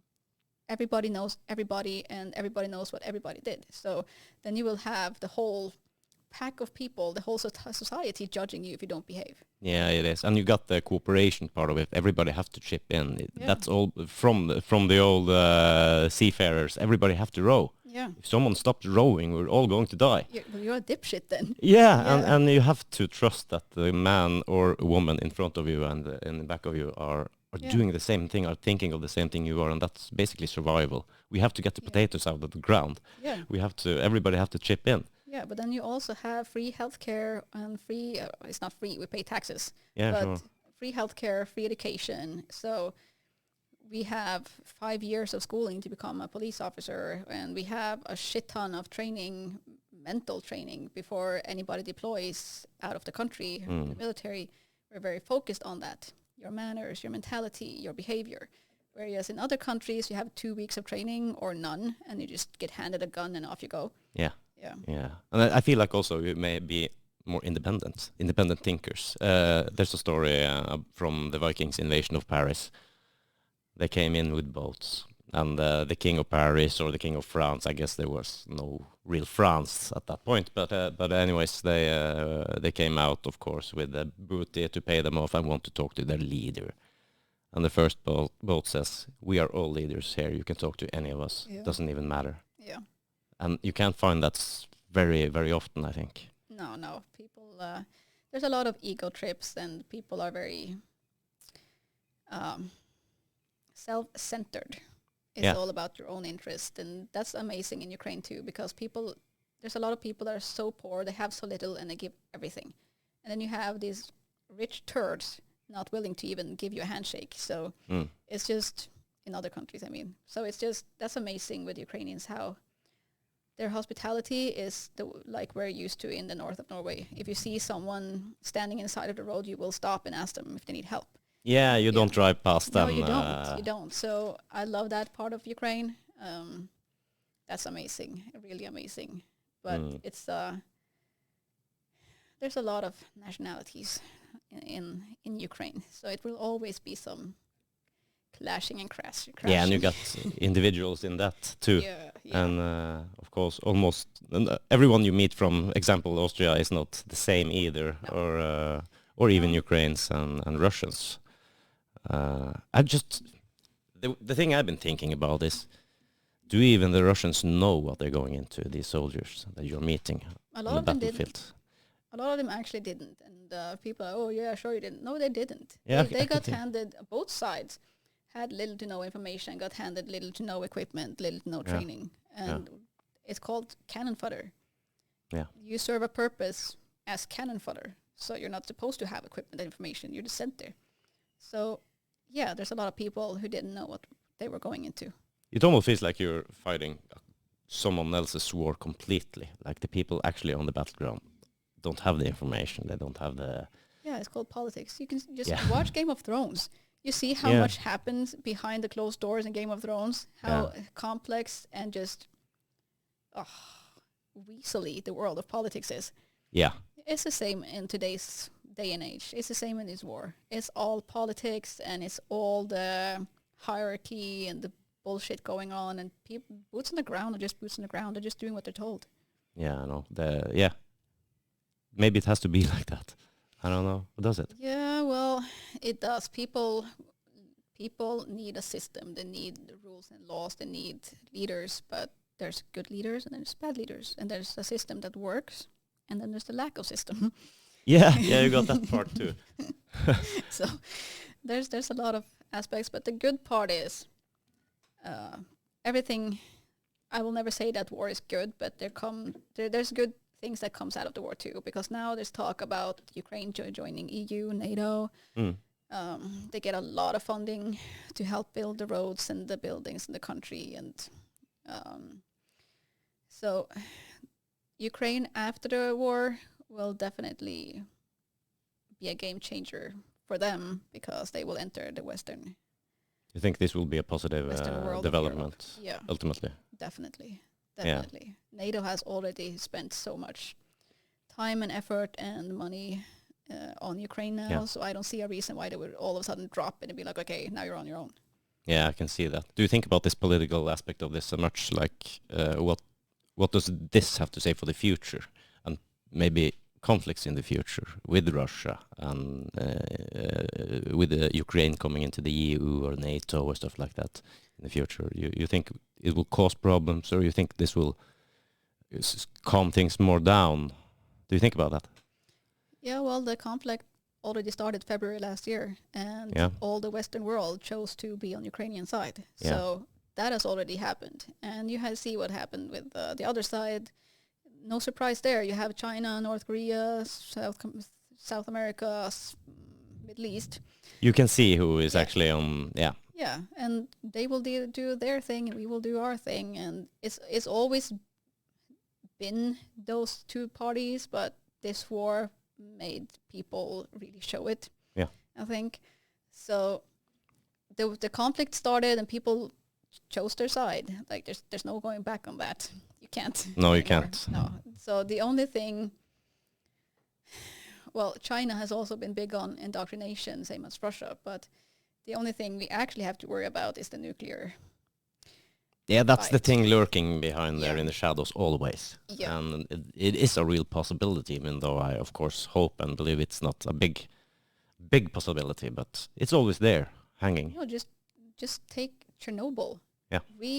I'm called Chernobyl children because I'm born 86 when Chernobyl just exploded. Yeah, right. And we had the winds bringing it to us, and we have shit ton of cancer still to this day because everything on ground was just nuclear disaster, and the fish and the meat we started eating was just full of it, and we became full of it, and it was just a whole health catastrophe. Yeah, the word Chernobyl really is stuck Yeah. with us. I'm born in 1982, so I Yeah. also got those things from Chernobyl, as you said, with the meat and the pollution of everything. It's and it was with us for a very, very long time. Yeah, and now just see the number of cancer is insane in Finnmark. It is. Yeah. And I'm 100% sure it's because of Chernobyl. Why wouldn't it be? So just take that as an example, how disastrous it is when nuclear shit goes bad. And now you have a lot of nuclear power plants in Ukraine. And there's a lot of talk about Zaporizhzhia right now being compromised.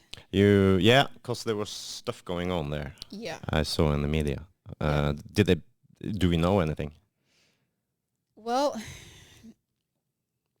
what I know is that most people have been told to just be wary and stay away from Zaporizhzhia if they can. Yeah. But that's the Eastern Front. So if you're military, you can't. Okay, yeah. And if you live there, you can't, because most Ukrainians can't afford to just take off into nothing. So is it a real threat? Yes, of course it is. It's a war. And even if it's not on purpose, they can hit it by accident. Yeah, that's what I'm thinking just too. look at the missile who hit the poor tractor in Poland. Yeah. It happens. Wow, and that's a really dangerous situation. Yeah. Things going we're not supposed to go. Oh no.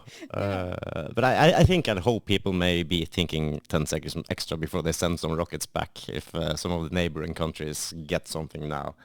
I hope at least. Yeah, but it's a chaotic war, and you have unhinged leaders responsible for this war.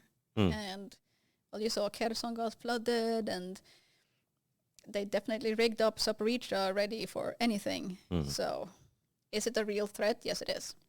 And moving on from the Ukraine war in the future, you see how it goes. Every time there's something, there's always Kim Jong-un and Putin just flexing with nuclear power. Yeah. And what are you going to do? If they push a button, we're all going to be dead anyways.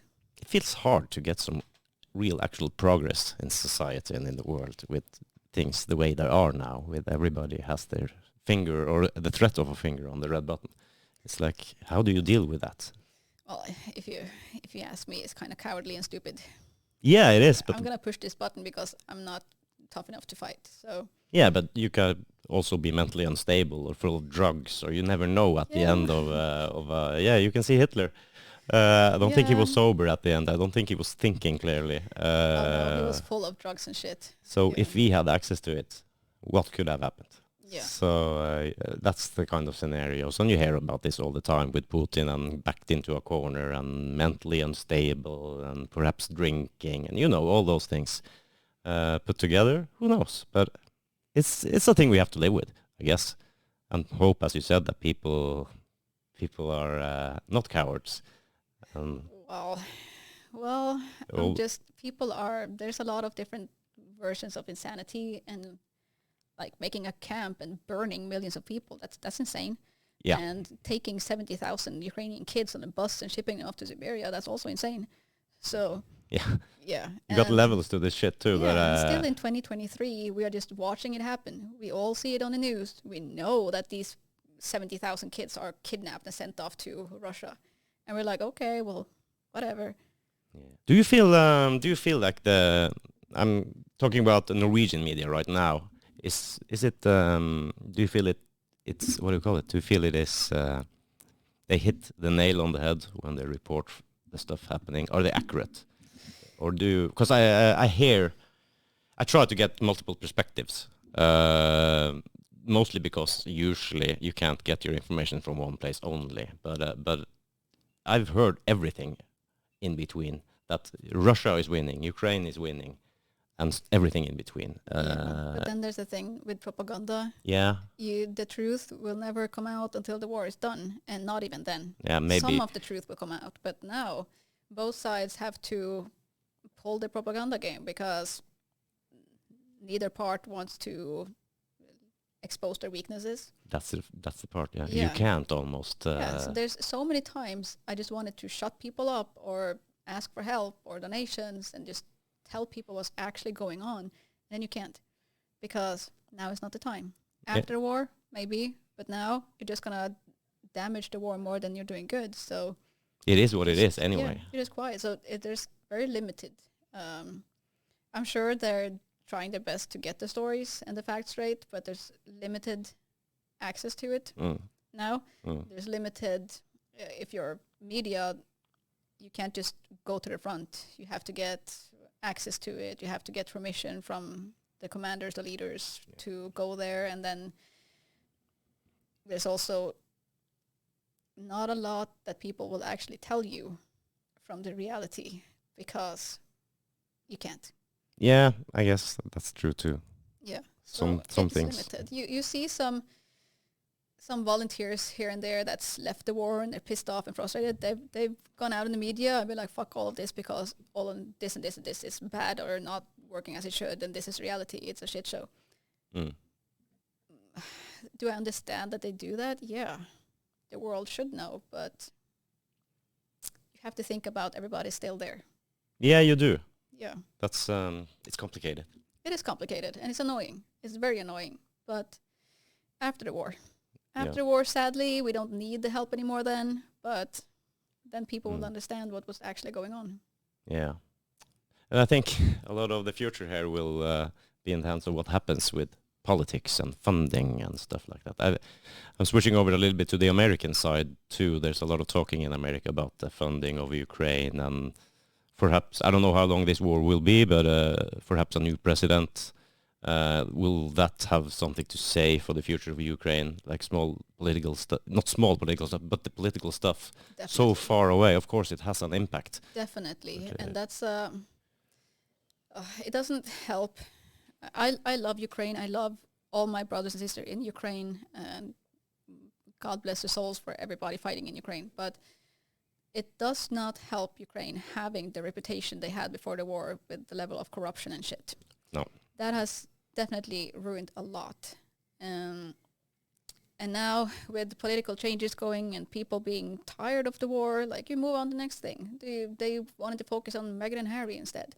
So it's how the world works. You have to have the wow phenomenon. And then when people get used to it, it's like moving on to the next story. And with political changes, let's be honest, America has their own shit to deal with. Their financial crisis, political crisis, all this stuff they got to deal with. But also as sovereign world power with like 300-400 million people. Yeah, I think there are 330 million people or something. Sadly, they carry a lot of the weight, having to be the defender of all of NATO, Western world, and the economic power and all this stuff. But if you back down now, I feel like it was all just a waste. Why spend 18 months, so many people and gear and munition and money, and then all of a sudden just stop? You have to finish what you started. Yeah, but it feels like a game almost, when, especially in the American politics, because you got 4 years, they do this and this and this and that, and then another guy comes in and turns it around. I don't want it like this. I don't want it like that. We get out of that in isolationism, or what do you call it? And then maybe you have another president, and then we're going back in, and I don't know. It seems like this is how it works all over. Really hard to predict, really complicated. It is complicated, but now how much longer can this war continue really? Because both sides are depending on munition and financial aspect and troops. Yeah. Like you can't keep it going forever. You just can't. So why not just see it all the way through to the very end instead of just, okay, we're gonna help some of the way and then we're gonna quit. It's stupid. So yeah, I get the whole political change in the US and people are tired and frustrated and whatever. And having a political background, I understand the game of it all, but like some of my Ukrainian brothers in arms, there was one who was very frustrated with NATO and felt like we had failed them because we hadn't done enough early on. We hadn't sent what we needed early on. We waited until too many had died. I feel like the political aspect, if you're not highly interested and haven't had a political background, it's too complicated. Even if you are a politician, it's too complicated to understand, which is why you have so many advisors. Yeah. But it's just I always refer to Game of Thrones, not because I love Game of Thrones, because that is the simplest way for me to describe the world of politics. They do have a lot of politics in Game of Thrones. All of it is politics. Yeah. All of it. And maybe it paints a picture of how things really are in the real world too. Yeah.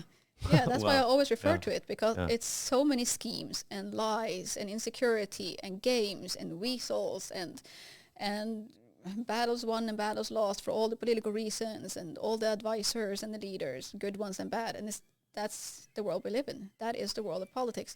So NATO countries are tired. They have their own shit going on. People in Ukraine are upset because we didn't do enough fast enough. And then we get upset that, oh, we gave you so much, now you're ungrateful. It's just so many opinions and emotions, and a lot of the times not enough insight in the actual shit going on. No, that I can agree with. And I'm sitting on the fence from far away, and I'm totally aware of, I don't know everything. I practically don't know anything. I know more now after you've been there, but I can at least get a feeling of how it is over there. But the politics part of it will always be far-fetched for me. It will always be hard for me to understand. But I know why it's there. You need politics on some levels, I guess. You do need politics. Everything is politics. Yeah, it is. If you are upset about your paycheck or the bump in the road, it's all politics. But I hate it. Do I love it? I absolutely hate politics, and I hate the world of politics. But you have been involved heavily in politics. Yeah, and I made it very clear I'm not going to speak about anything I cannot stand for. Yeah.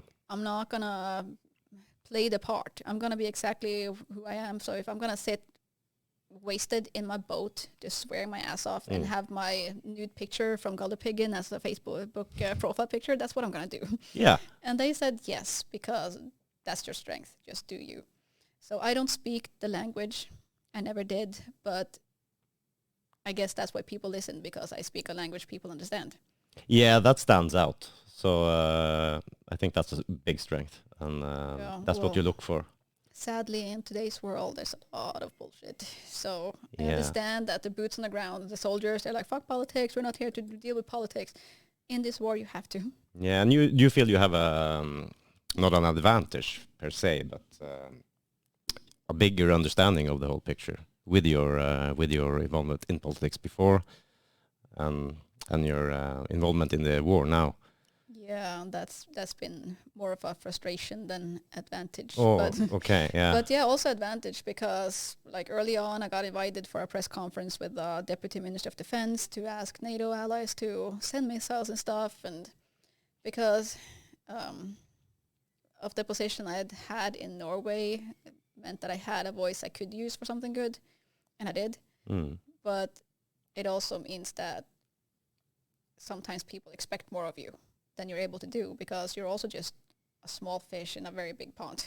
Yeah, you don't have the authority completely yourself to just turn things around. Not at all. No. There's systems and stuff Yeah, to go and through. everything in politics takes so much time because there's so many rules and laws and things to consider and negotiations and paperwork. So nothing is a quick fix. No, it isn't. Perhaps it's supposed to be like you have to be like that. I think maybe things could be simpler, but I'm not a politician. I am not very interested in it either. But or maybe I've been the last few years actually. Perhaps even related to this war that you feel like, oh, this is interesting. See what's going on, poking behind all the politics. See if you can see what actually is going on, but you can't. I can't. So. No, I feel like the old Viking version of it all was probably simpler. You had your villages and you had your chieftain or king of the group or whatever, and then you had your counseling. Yeah, you had your counseling. The people got to speak their opinions. You had very simple laws. Very simple. And pretty fair laws, actually, too. Don't be dipshits. Don't fuck people over. Like, that's it. Yeah. And if you do, we kill you. It's really simple, really. It's very simple. Perhaps things were a bit easier before, a bit simpler, even the politics, I guess. And people just did their jobs. But Vikings were good at politics internationally. Yeah. They were adaptable, didn't really care much about religion. If you want me to be Christian, if that means I can trade with you, I'll be Christian. I can be Muslim. If that means that I can come to your city and, they were really adaptable. I think that's a big part of the success.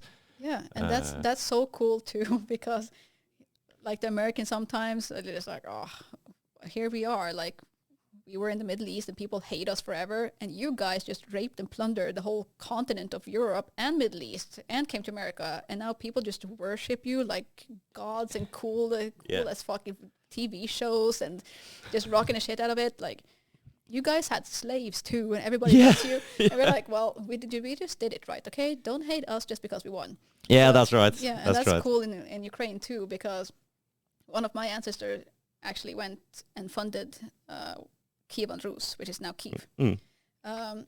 And they're big on the whole Viking culture and thing. They love it. And during this war, they just blossomed and they burned this big Viking ship to honor the fallen during Christmas with torches, and they have Viking hairstyles and tattoos and slogans, and they sing Viking chants, and I'm just, fuck yeah. You go, brothers. You are just doing it right. Practically like home. Yeah. The Kievan Rus and they founded a lot of those cities, I think, in Ukraine, and I even heard, I don't know, not sure about Moscow, but you've got Moscovia, and you have those early, I don't know if there were nations even, but I think all of that is really the Kievan Rus or the Rus coming over. I mean, Rus means men who rose. Yeah. It does, yeah. So Russia, Rusland, rowing men's land. Yeah. Because we came, we saw, we conquered, like everything else. Yeah. And we just, people see the Vikings and the culture and the whole thing as the epitome of just warriors. So that's cool, but we also had a working system, culture, which led to our nation today, the Kingdom of Norway and Iceland, for instance. So we rock the shit out of the war game, but also the political game, and just take females and divorce, or even just the whole concept of equality. Yeah.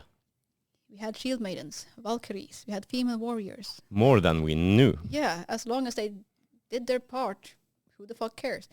And you see that today in our militaries too. It's normal, it's mandatory for both men and women to be in the military, and nobody gives a shit. Like, as long as they're doing your part, nobody cares. The same at sea. Do your part, nobody cares.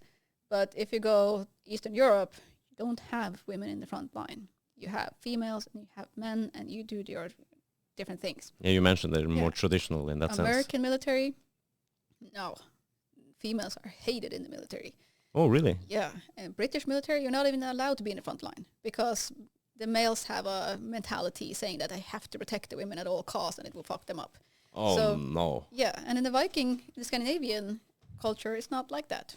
It's been normal having men and women being equal in anything. At war, at divorce, women were allowed to divorce men for looking gay. Yeah. Like, A, you didn't show up, meaning you were killed in battle. 2, You sucked in bed. 3, you dressed gay. You can divorce. Yeah, you can. Yeah, and then you get your part of the stuff you brought into the house and your part of the money, and you can fuck off. Exactly. Yeah. They were really, really modern in that sense, if you and compare fair. it. And fair, yeah. But based on common sense, really. Yeah. I feel like it. So, yeah. Yeah, women had actually really, really, really good rights, or even... I don't even think they thought of it like that. There was individuals, as you said, there was a resource. Maybe that is based on the thing that we need to cooperate. We're not that many people. Yeah. You like eliminate half of your population. Yeah. Okay, I don't want women on the front line. Yeah. I guess a lot of women were archers and stuff like that, of course, but no question, a lot of Shieldmaidens, and more than we think, because I have so many examples now, because I like checked out skeletons and stuff abroad, and they're like, oh, this is a young male warrior, and it goes 10 years, and I check it out again, and no, actually, this was a female, because they never bothered actually to look. A shield maiden or a queen, and you have goddesses, you have the Valkyries, the ones protecting the fallen warriors, and the shield maidens rocking the shit out of the battle itself, right? So we come from a very, very good background, I'd say. And people are like, oh, well, you're so lucky. No, we built this kingdom. We built this culture, this mentality, this way of life. Yeah.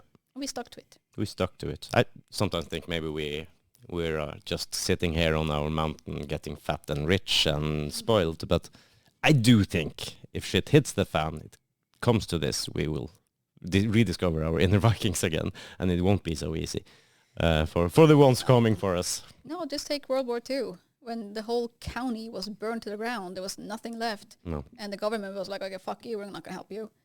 We all went back home. Yeah. We built our county up from scratch, from nothing. Yeah. We built it from the drifted wood in the beaches, or ripped the airport wood apart to build sheds to live in and go fishing and hunting until we had sustainable life again. That's correct. So that's the whole mentality, especially the North, that we are known for. So we have kept it going for thousands of years, and it still exists to this day, luckily.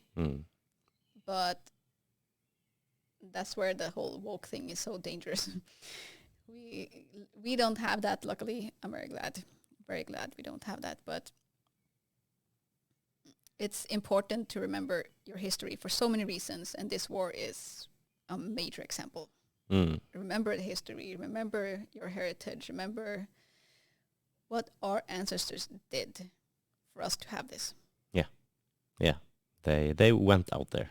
Yeah, definitely so many times. And that means we also have a lot of brothers and cousins and sisters all over the world. We do. We definitely have a lot in Scotland and Ireland. Yeah, for the sure. obvious reasons. For sure. And you can say like, oh, you what do they call it? What do they call it?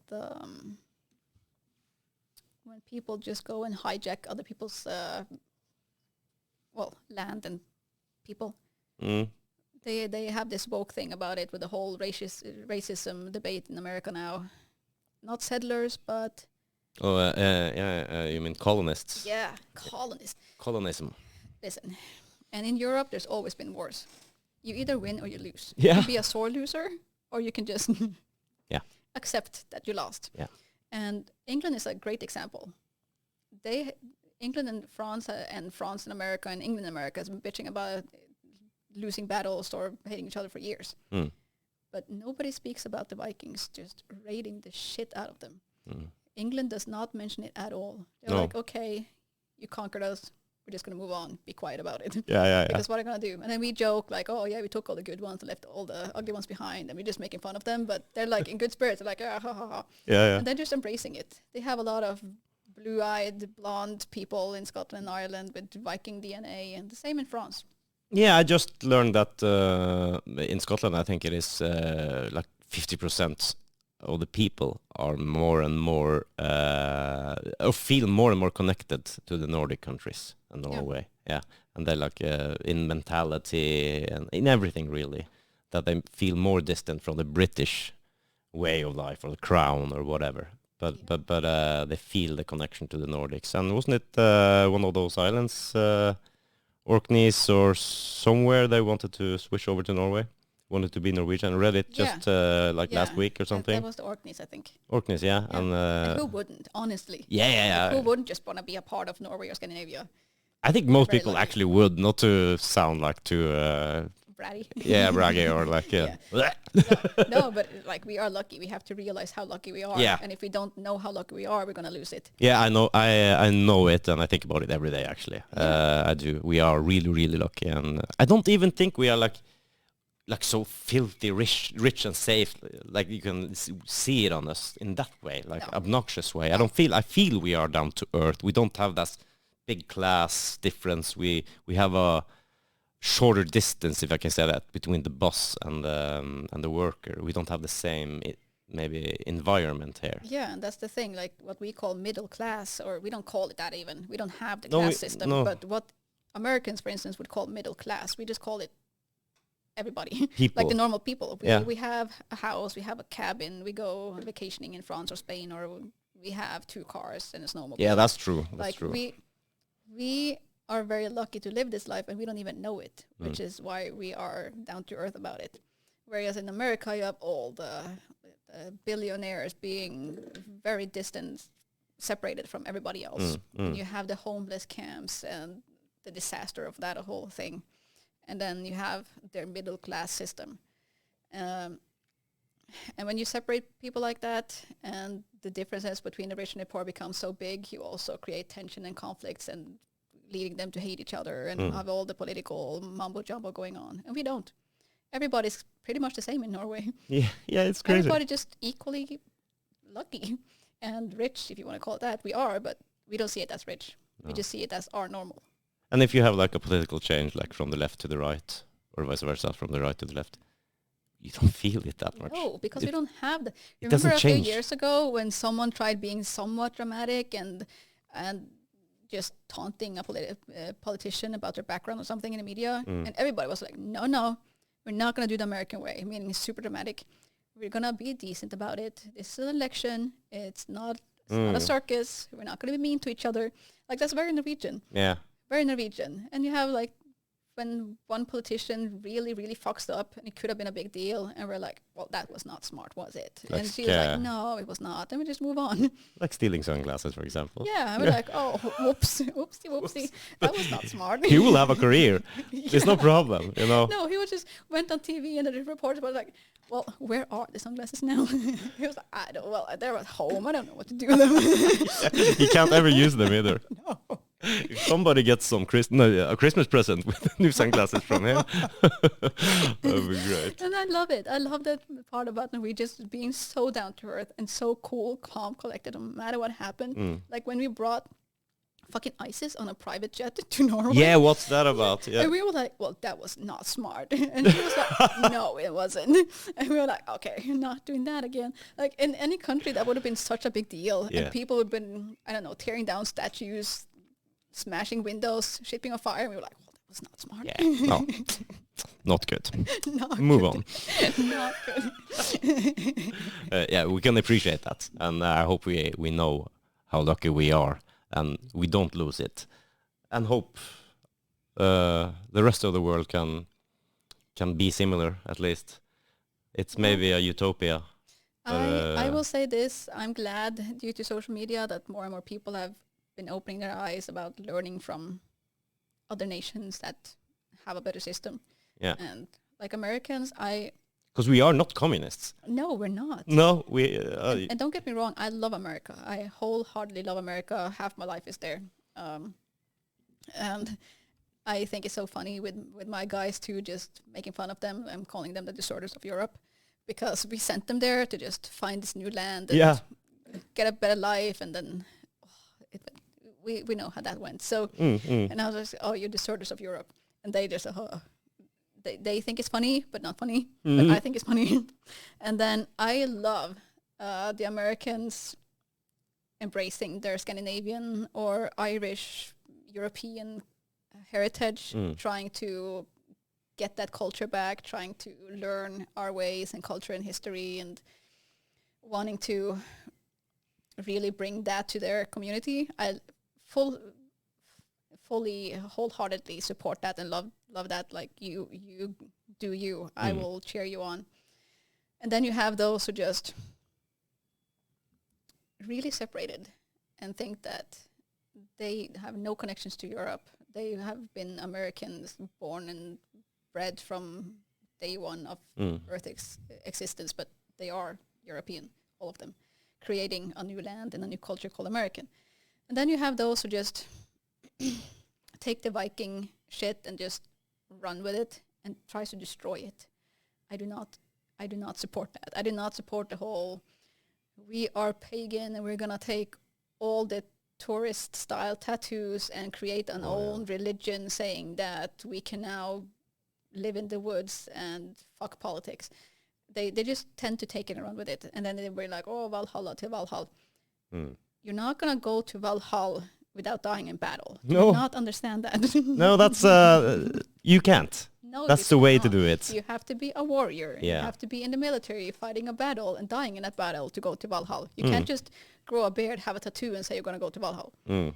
So there's a fine line. Learn from us, embrace it, remember your culture and heritage, but don't take it, run with it, and try to destroy it. I totally agree. Yeah, and that's where you have Russia now. Yeah, for sure. Wow. Oh. What does the future bring for you, Sandra? What does the immediate future bring for Jesus Christ. What's your plans ahead, as you know? You know, everybody asks me that. The Ukrainians, the Americans, the Norwegian, my friends, strangers, they all ask, what are you going to do after the war? One of my buddies actually texted me yesterday, like, if the war ended tomorrow, what are you going to do? I have no idea. I'm trying to figure that out right now, and I'm not going to lie, I have been almost ripping my head off the last 2 weeks, being like, what am I going to do? And then, first of all, right now, I cannot see anything other than the world of war. I cannot see myself doing anything else right now, but I have to. I have to have a life outside of war. And what's that going to be? Obviously, I'm not the kind of person that's going to, not that there's anything wrong with it, but for me it is. I'm not able to. Like, sitting in an office or working in a store somewhere or, like, what am I going to do that's going to... that is not the path.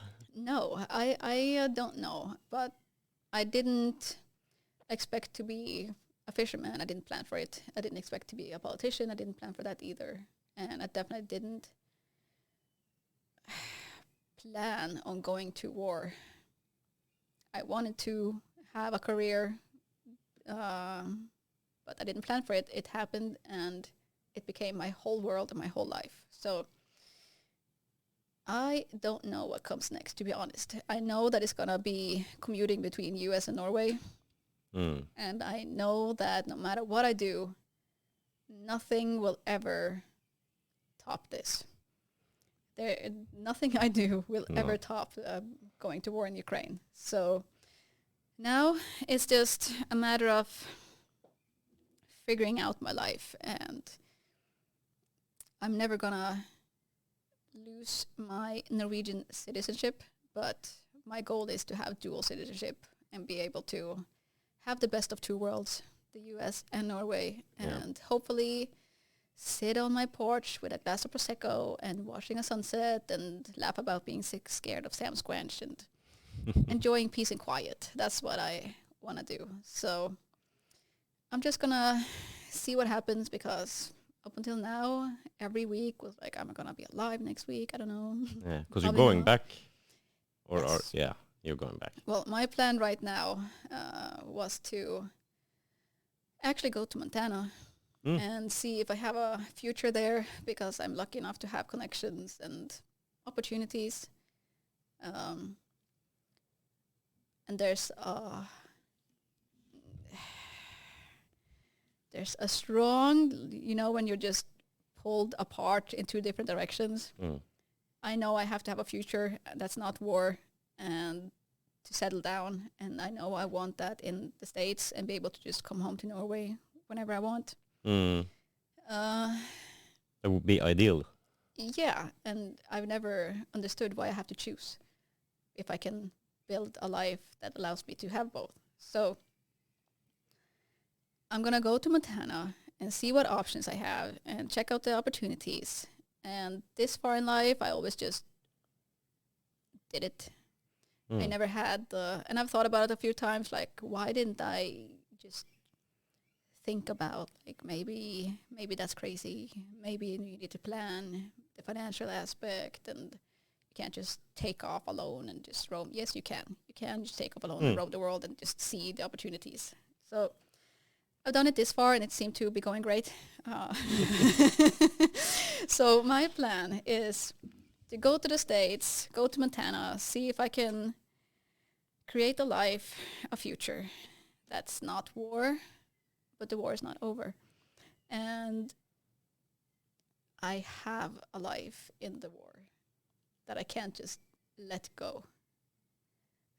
So it's been a long 18 months, that's for sure. My life has been so long, and my war in Ukraine has been so long, and a lot of things have changed along the way. It's been a process. So right now, I just am going through this weird stage where ever since March, I didn't want to talk to anybody. I just wanted to do my thing. I was in a really weird process of just being torn apart, and then we had to prepare for counteroffensive, and I actually did it again. Like, fuck this all, I'm going home, I'm done, I've had it, I'm tired, I need a life, and I need money, and I need a home. And the cost of war was just really, really affecting me and my life, and everybody in it. That price has been so high to pay. So I was just, fuck this, I'm done. I went all the way to Kyiv, and I picked up all my stuff, and I told my trusted helpers, bye, forever, I'm not coming back, ever. And they told me, they looked at me, and they were like, you're coming back. And I was like, no, I'm not, I'm done, I've had it. And I went to the 1 year mark. The universe would play the game. So I just happened to cross into Ukraine the exact same day I did the year before. Really? Yeah. Wow. The exact same route, because of just stuff delaying me, and shit happened, and then all of a sudden I crossed the exact same hour on the exact same day I did the first day, and I ended up in the exact same base by chance. I didn't even know. Someone was says, hey, you have to come meet me. I'm at this location. It was an address I didn't recognize, and it happened to be the base I went to the first time I came there. And then all of a sudden I happened to be in Moshchun and was told by the civilians that, hey, there's going to be a 1 year memorial. And then I was in Moshchun exactly to the day of the Battle of Moshchun. And it was just a full-blown circle. And for me, that was like, okay, now I can leave. It's a full circle, I can leave. I've had it, I can't do this anymore. You just started walking your own footsteps almost. Yeah, it's and it was like so weird, because I had to see everything. Like, I had to go down memory lane and go through that process. It was good for me, but it was also really fucking hard. And then I went to, what's it called? A funeral. I went to a funeral in Kyiv. Oh, it was horrible. It was so bad. Watching that poor girl walking behind the casket of her deceased fiancé. And that could have been me so many times, and just hit me. And then I just had, like, all the death and destruction, just couldn't deal with it anymore. So I said, I've had it, I'm going home. I need a life. I told my friends, I'm going home. I've had it, I'm done. Took my shit, left, came to Norway, and then it's just 1 day later, I get a text from one of my best friends, like, hey, gather your guys, we need to be ready. And I was just, of course, I just packed my shit again and turned around. You were ready. Yeah, because how can I say no to people that have become my best friends and confidants and allies and brothers, and when they need help and actually ask for it, you don't say no. So I just turned around, went back, and helped prepare for the counteroffensive, and slept in the tree lines for a couple of months, and helped train a whole battalion. And they needed that help with their lives on the line, literally. And then counteroffensive came, and a lot of bad shit happened, and that was just awful. So that definitely took a toll on me, a major toll on me. And you feel guilt, and you feel grief, and you feel all the emotions, and it's just been a very long war. So then I had to reset. I had to have a couple of days at home, which I'm doing now. I had a week of just being out of it and being sad and mad and frustrated and confused and tired and war fatigue and all this crap. And Just then feeling things. And that's the thing. For the long time, the first probably 9 months of the war, I felt nothing. I was just disconnected. Didn't feel anything, didn't think about anything. I wasn't sad, didn't cry once. I just did my shit. Yeah, I think maybe it's like a thing your body or your mind can do. Yeah. When it needs to or have to. Yeah, but at the same time, I remember like looking at my guys every day. No matter what we did, they could be laughing and making breakfast, and I just looked at them every day and like, please, God, don't let them die today. So I did feel something, but I felt nothing. Yeah, I think I know what you mean. I haven't felt anything like that, but of course, it's you have some distance, but not. Yeah. And then I started like having all these weird processes of watching civilians in the streets, and everybody I saw were all the dead people, like all the dead people you see, and then you see the civilians walking in the streets, and you're like, that's their people. Yeah. That is people. Yeah. It's not just shadows and blurry faces and things laying on the ground. It's them. And then you have all these weird processes. But after this counteroffensive and everything that happened the last month, it was just definitely a major scar to try to heal. So it's horrible. So now I've had a couple of weeks of just feeling sorry for myself and being mad and all this crap, and then just laying in my room and being like, oh, everything sucks and I'm dying. You know that. It's a process, I guess. But I let myself have that for a day or two, and that's okay. And then I move on. Yeah. So you just carry it with you, and that's what I do. So it doesn't matter. Like, I can lay down and feel bad about it, or I can move on and do my thing and still feel bad about it, but at least I'm moving on and doing my thing. Yeah. So now I'm in the process of just, okay, am I gonna actually call it a quit, go to the States and build life for myself, or am I gonna go back and do my thing until the end and try to maybe make a better, more balanced version of it, because now I'm not a newborn anymore. Yeah, now you're a vet. I know this war. I know that country. I know the system. I know how it works. So you grow with it, and I definitely grew with it. So now you talk to people. To find a balance. Yeah, I think balance is really important, but maybe that's something you need to learn also. Yeah. Do you ever talk to people who's been through this several times before? Take or get help with the mental. You know what the mental stuff. You know what awaits you. I guess that's a process for most people who experiences war in one way or another, with PTSD, stuff like that. Are you prepared for stuff like that later? Do you talk about it with people who may experience this kind of situations before? We have had. There's been so many examples of PTSD, and I've definitely had my fair share of having to live with PTSD, not me personally, but having to live with someone with a heavy case of PTSD, and that's exhausting. And most people I know in military, or especially combat vets, have PTSD. There's different levels, different way to handle it, different reasons for it, different triggers, different everything. So PTSD is normal in the world I live in, but we don't sit and talk about it. It's just a normal. It's what it is. I know one guy who can't stand someone clapping behind his back because it triggers him, and I know someone who can't touch alcohol because then everything hits the fan. Yeah. Like there's just different things, and for us it's just normal. It's a part of it all. Like if you can go through a war without having any emotions or consequences, you're probably a psychopath. Yeah. Yeah. So it's just, some might call it PTSD when, like the first time we went out of Ukraine and came to Poland, there was a plane coming above, I really immediately ducked down because we're not used to having planes in Ukraine unless it's Russian. Oh yeah. Yeah. Mm. So we were like, okay, maybe some would call it PTSD, but I call it natural response because we're used to it. Mm. Yeah. So I when I met you outside on the parking lot today, I warned you and Mattis about bombers.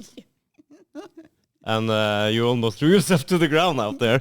But well, you literally pointed to the sky and you're like, watch out, I might drop some bombs. And for me, where I come from, that means actually dropping bombs. Yeah. So I started looking around like, what is he talking about? Is there a drone here? I don't see anything. Yeah, you told me. But of course, it's the seagulls have their kids running around now. And the seagull mama are really protective. So they almost caught me today. I went too close to their babies. I didn't even realize it. But but I didn't even think about it. You're like, wait, what? Wait. So I had okay, I see how that can happen. Yeah. Yeah. No, it's just... your body is used to living in an environment where you have reflexes. Yeah. Yeah. You go through shit where you have a body, like muscle memories. It's more like primal stuff. I think that's the way people felt when they still lived in the jungle. You needed your reflexes. Yeah. There's a sound. There's a reason we're afraid of the dark. Yeah. The cats are in the dark. Big cats hide in the dark. They Nothing hunt good is in the dark. at night. No, there's a reason. There's always a reason. Yeah. No, it's just... I wouldn't call that PTSD. I would just call it natural response mechanism. Maybe that's just a long generational PTSD, the fear of the dark. Yeah, or survival mode. Yeah, Like we basic still have survival. survival skills, instincts. But no, there's definitely going to be a lot of PTSD after this war, and already is. And you can see it with people just being out of their minds, and alcohol is a thing, and you know, and that's normal. You have to go through it. You have to be sad, and you have to be mad, and why wouldn't you? And even for me, that's wild because I have never liked complaining or feeling bad for yourself or just laying in a dark room and crying and stuff, and just shit happens, you deal with it, you move on. Yeah. And I've experienced a lot of shit in my life, which probably has had an effect on how I deal with war too, for sure. But even while going through war, which is the most extreme you can experience of bad in this world, so much bad, even then, I think that if I say anything negative, I'm just complaining. So even then, it's not a good enough reason. It's not a good enough excuse. So it's just a process. Everybody's different. Everybody deals with stuff differently. And for me, it is what it is. If I'm sad, I'm allowed to. If I'm mad, I'm allowed to. But it's not an excuse. No.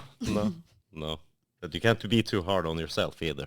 I think a lot of these, but you're prepared for it. It sounds like all the things that can come, and the way you think about it sounds like you have been doing some reflections, but you never know. It seems like you don't ever know what's coming next. I never know what's coming next, Not and like I said, it's not.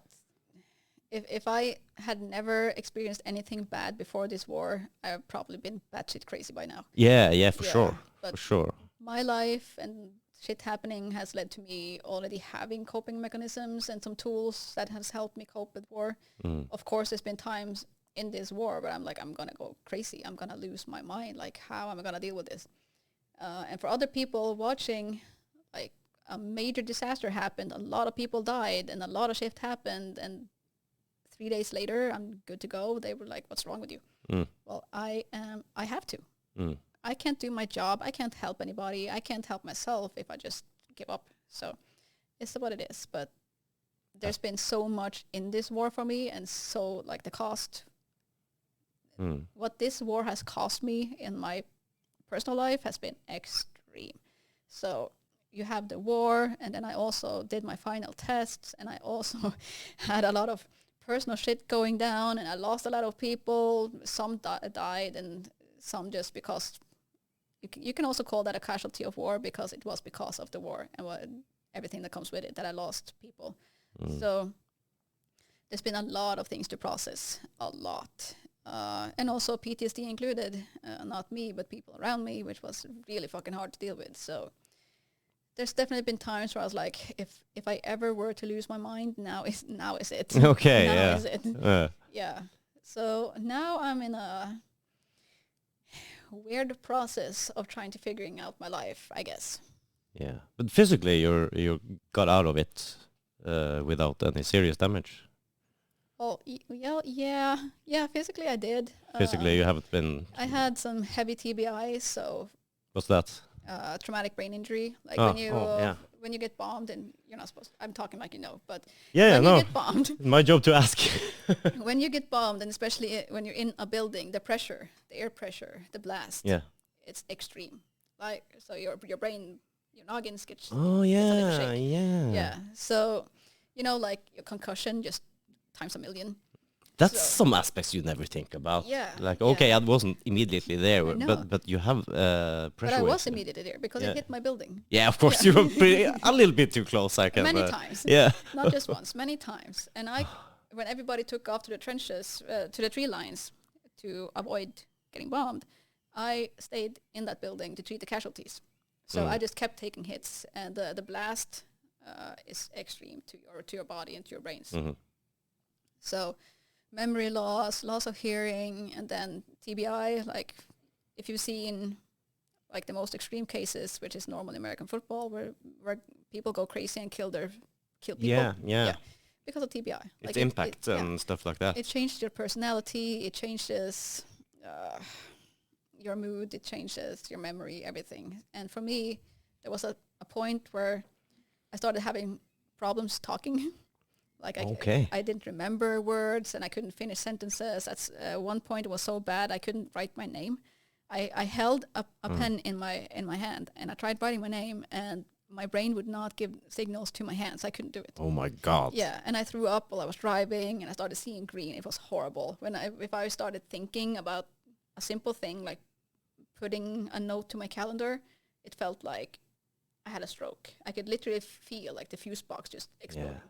Wow, this And is crazy. I was kind of worried. I was like, holy shit, I'm gonna die of stroke. Yeah. Yeah, this is the way I'm going. Yeah. Yeah. Yeah. So that was pretty bad. Yeah. Yeah. And that might have long time consequences or permanent consequences, but for now I'm good. Yeah, I think a lot of things have consequences that we're not aware of in the future. But as you say, you got to do what you have to do, and you can't always think about what the consequences are at all times in the future. No, and I can't change it either. Like No. I got bombed, it happened. Yeah, Yeah. exactly. I can't take it back. So I had a week of just full downtime, couldn't use a phone, couldn't look at a computer, Yeah. anything. I had to rest my brain and started to recover. So I'd say I'm pretty good, but of course. It shouldn't happen too often, these kind of things. Well, it did because I kept being there.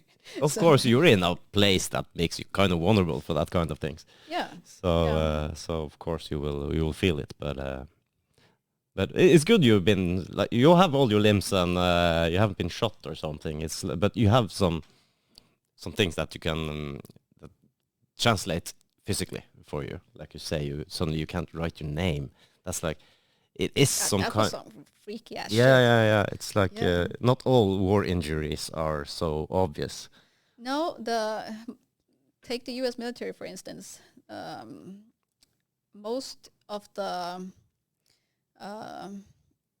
what's it called? Not casualties, but most of the guys getting killed are the ones that are coming home from deployment or veterans killing themselves. So, Really? Yeah. So suicide, the veteran suicide, definitely a thing. PTSD is a big thing. And because we can't see it, we're having a hard time trying to understand it and take it seriously and all this crap. But yeah, brain injury, it alters your personality. Yeah, I It read that alters- actually. Even Yeah. traffic accidents and stuff, you got brain injuries Yeah. or brain trauma. Yeah. You can change your personality and be spontaneous and be like lose. aggressive Yeah, it can turn all everything. You don't know. It causes depression, all this crazy shit, which war does without a TBI. Yeah. So Yeah. no, it was freaky shit. I remember calling a buddy of mine who was also a medic, and I was like, my guy, I can't write my name. And he was like, holy shit, you're having a stroke. And I was like, thanks. Now I feel so much better.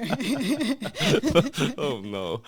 And he's also British, so he just made it sound so fucked up. He's like, darling, sister darling, you're having a stroke.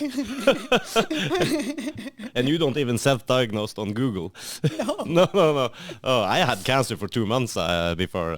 Jesus yeah, I thought, Christ. you know, I had some issues, and I was like, maybe I can just take something to this go away. I think I had a sore throat. I had a influenza or something going. But it was so long, and I was thinking, I Googled, no. oh no, this is me. That's me. That's exactly, you know, oh, I went to the doctor. Are you sure? You have to check again. Come on, please. And I just passed 40, you know, maybe life just hit me. Like, okay, now it's over.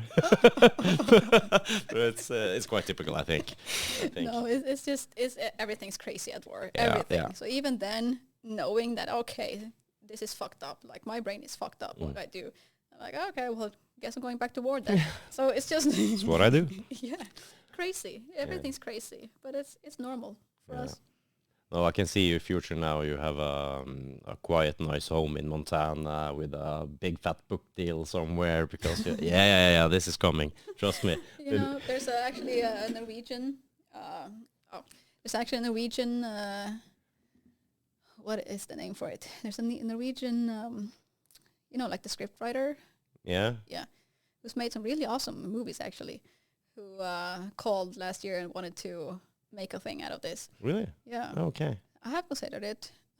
Not because I like fame and glory, but because if there's one thing that has always been the most effective about bringing history to life and making people interested in what's actually going on, is movies.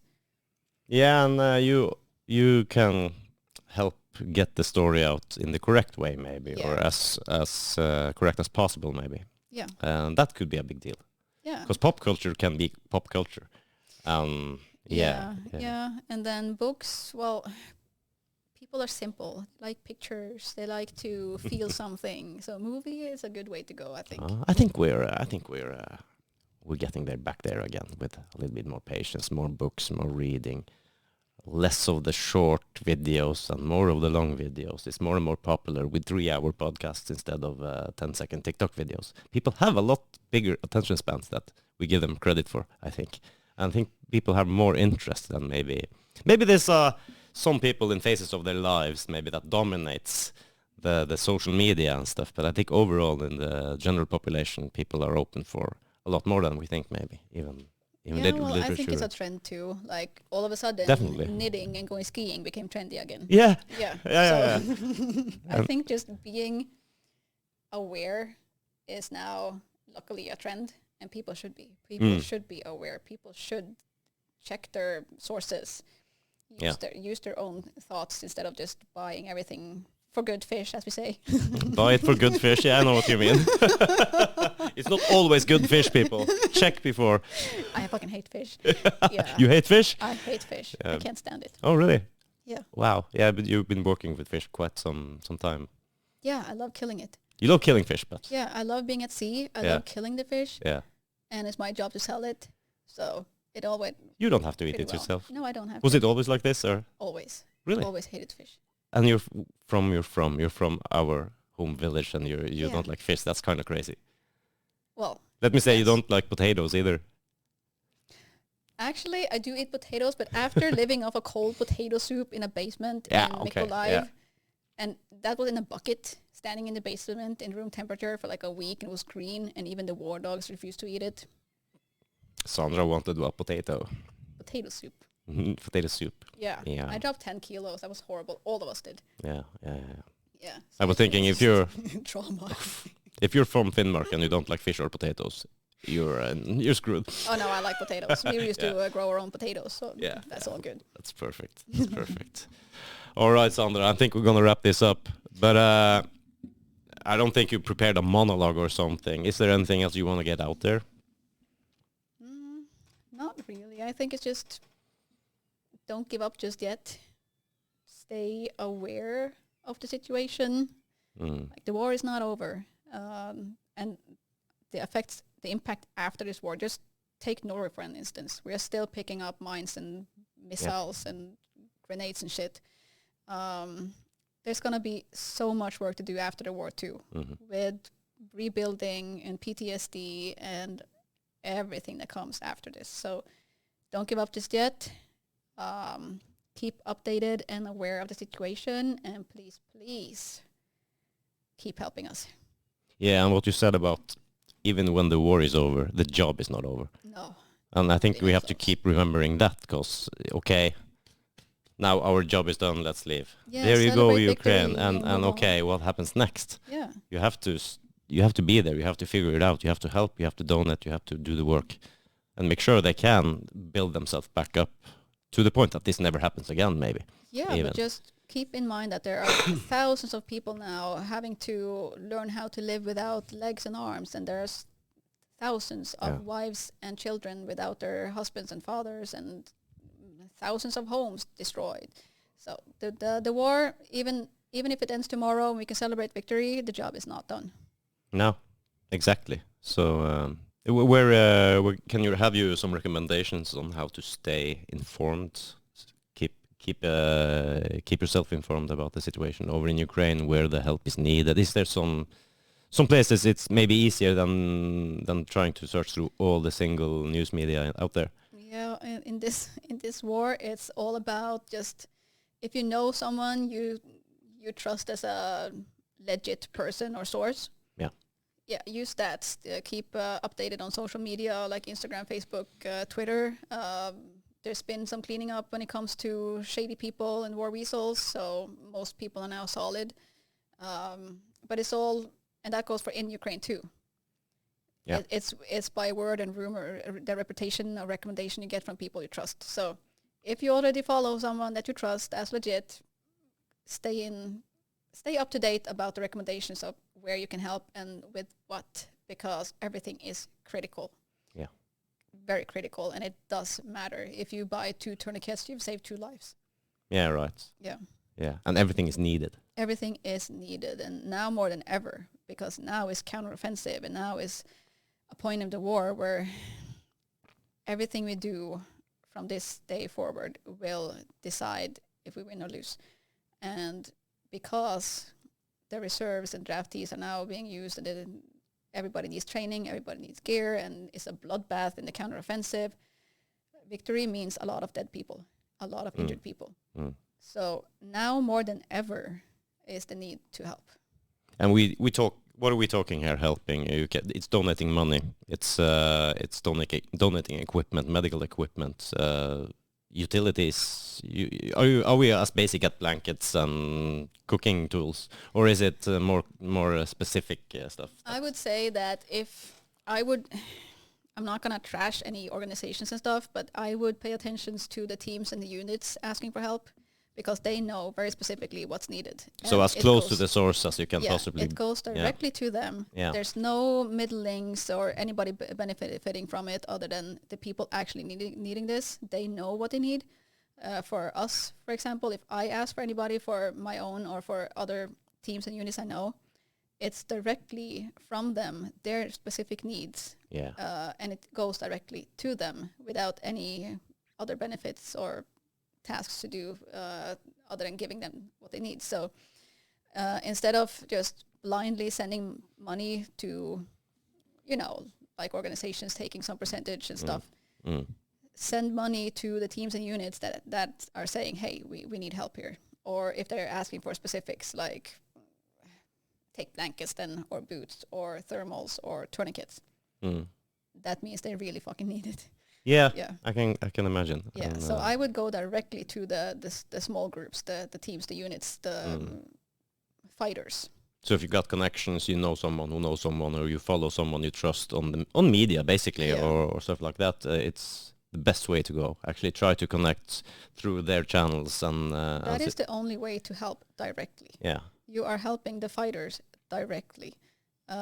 If you go through organizations and stuff, you are always gonna, like, you give money to someone who is then being, hey, they take your money, they buy stuff, and then they want creds, and they want publicity, and they want all that stuff, and then they give it to the units and the fighters who has to pay them back by giving them footage, and it's exhausting. Yeah. Having to, I don't want to say, I don't even know what I can say, but be a media whore. You can For say you everything to- in for this you book. to get something that you need that other people have paid for you to get, but this middle link want to use you as publicity so that they can build up their brand.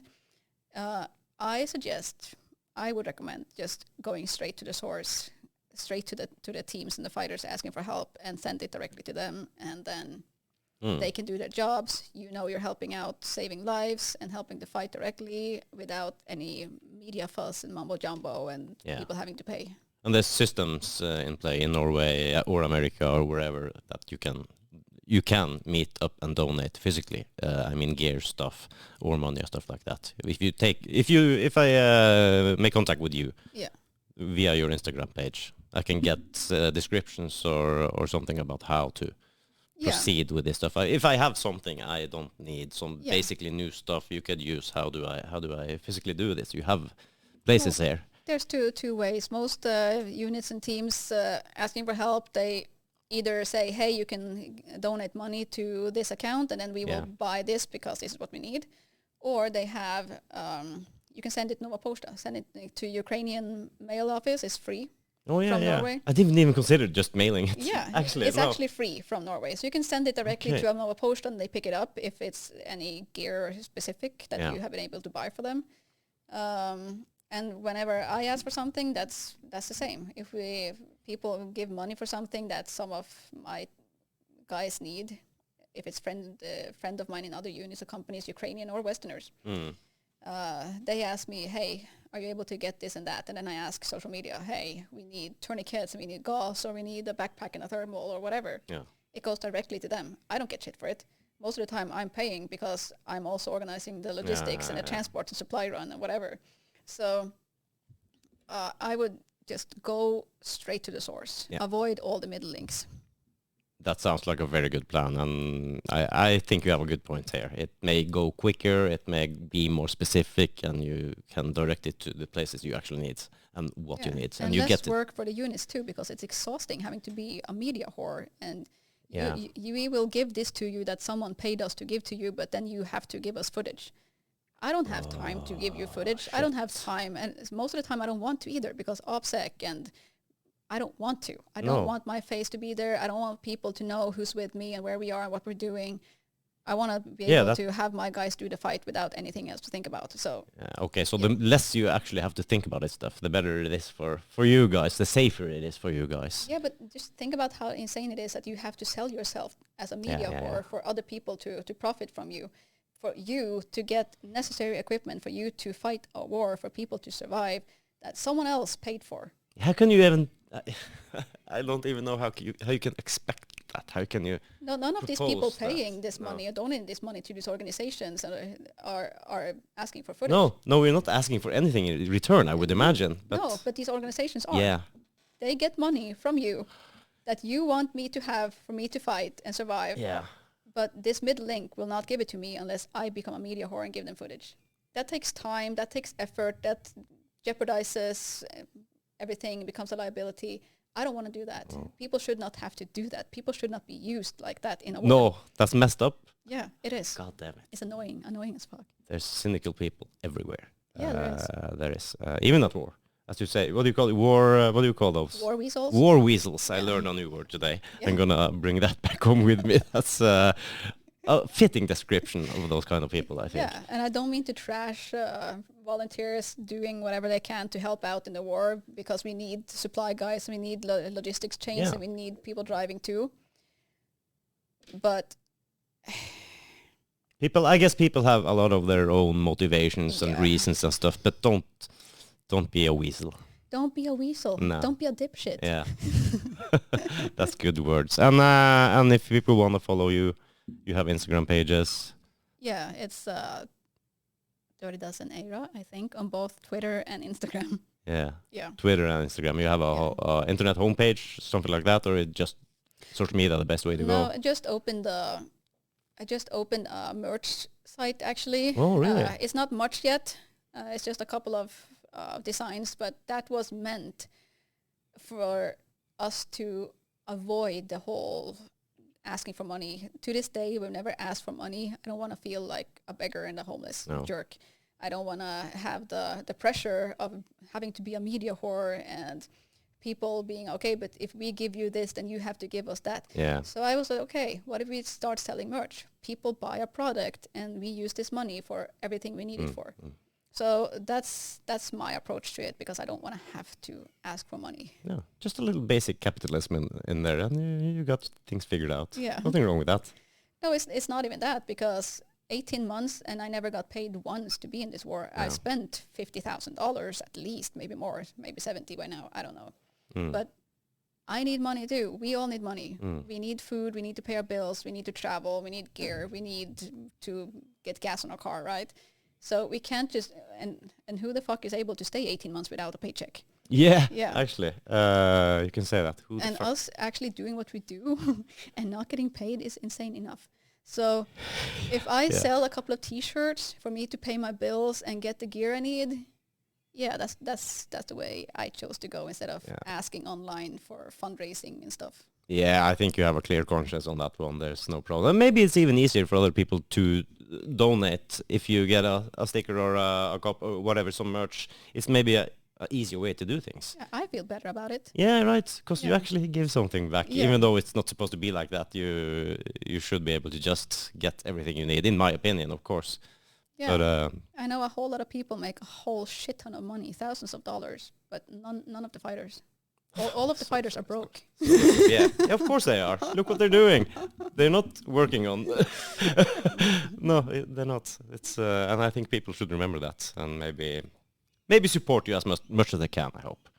Oh God, I hope so too, because we're all flat as broke by now. It's been a long war. And you have a life coming after this too. Hopefully. So need to. Okay. Well, Sandra, thank you very much for coming. Thank you for having It me. was well worth the wait. Well, thank you for being patient too. Oh, of course. If there's anything, I'm patient. And I wish you a lot of luck in the future, wherever the journey takes you. And let's hope Valhalla will wait for you some more. Well, I will definitely wait for everybody I know in Valhalla. Yeah, for sure. And with that, thank you, Sandra. And goodbye, everybody. Bye.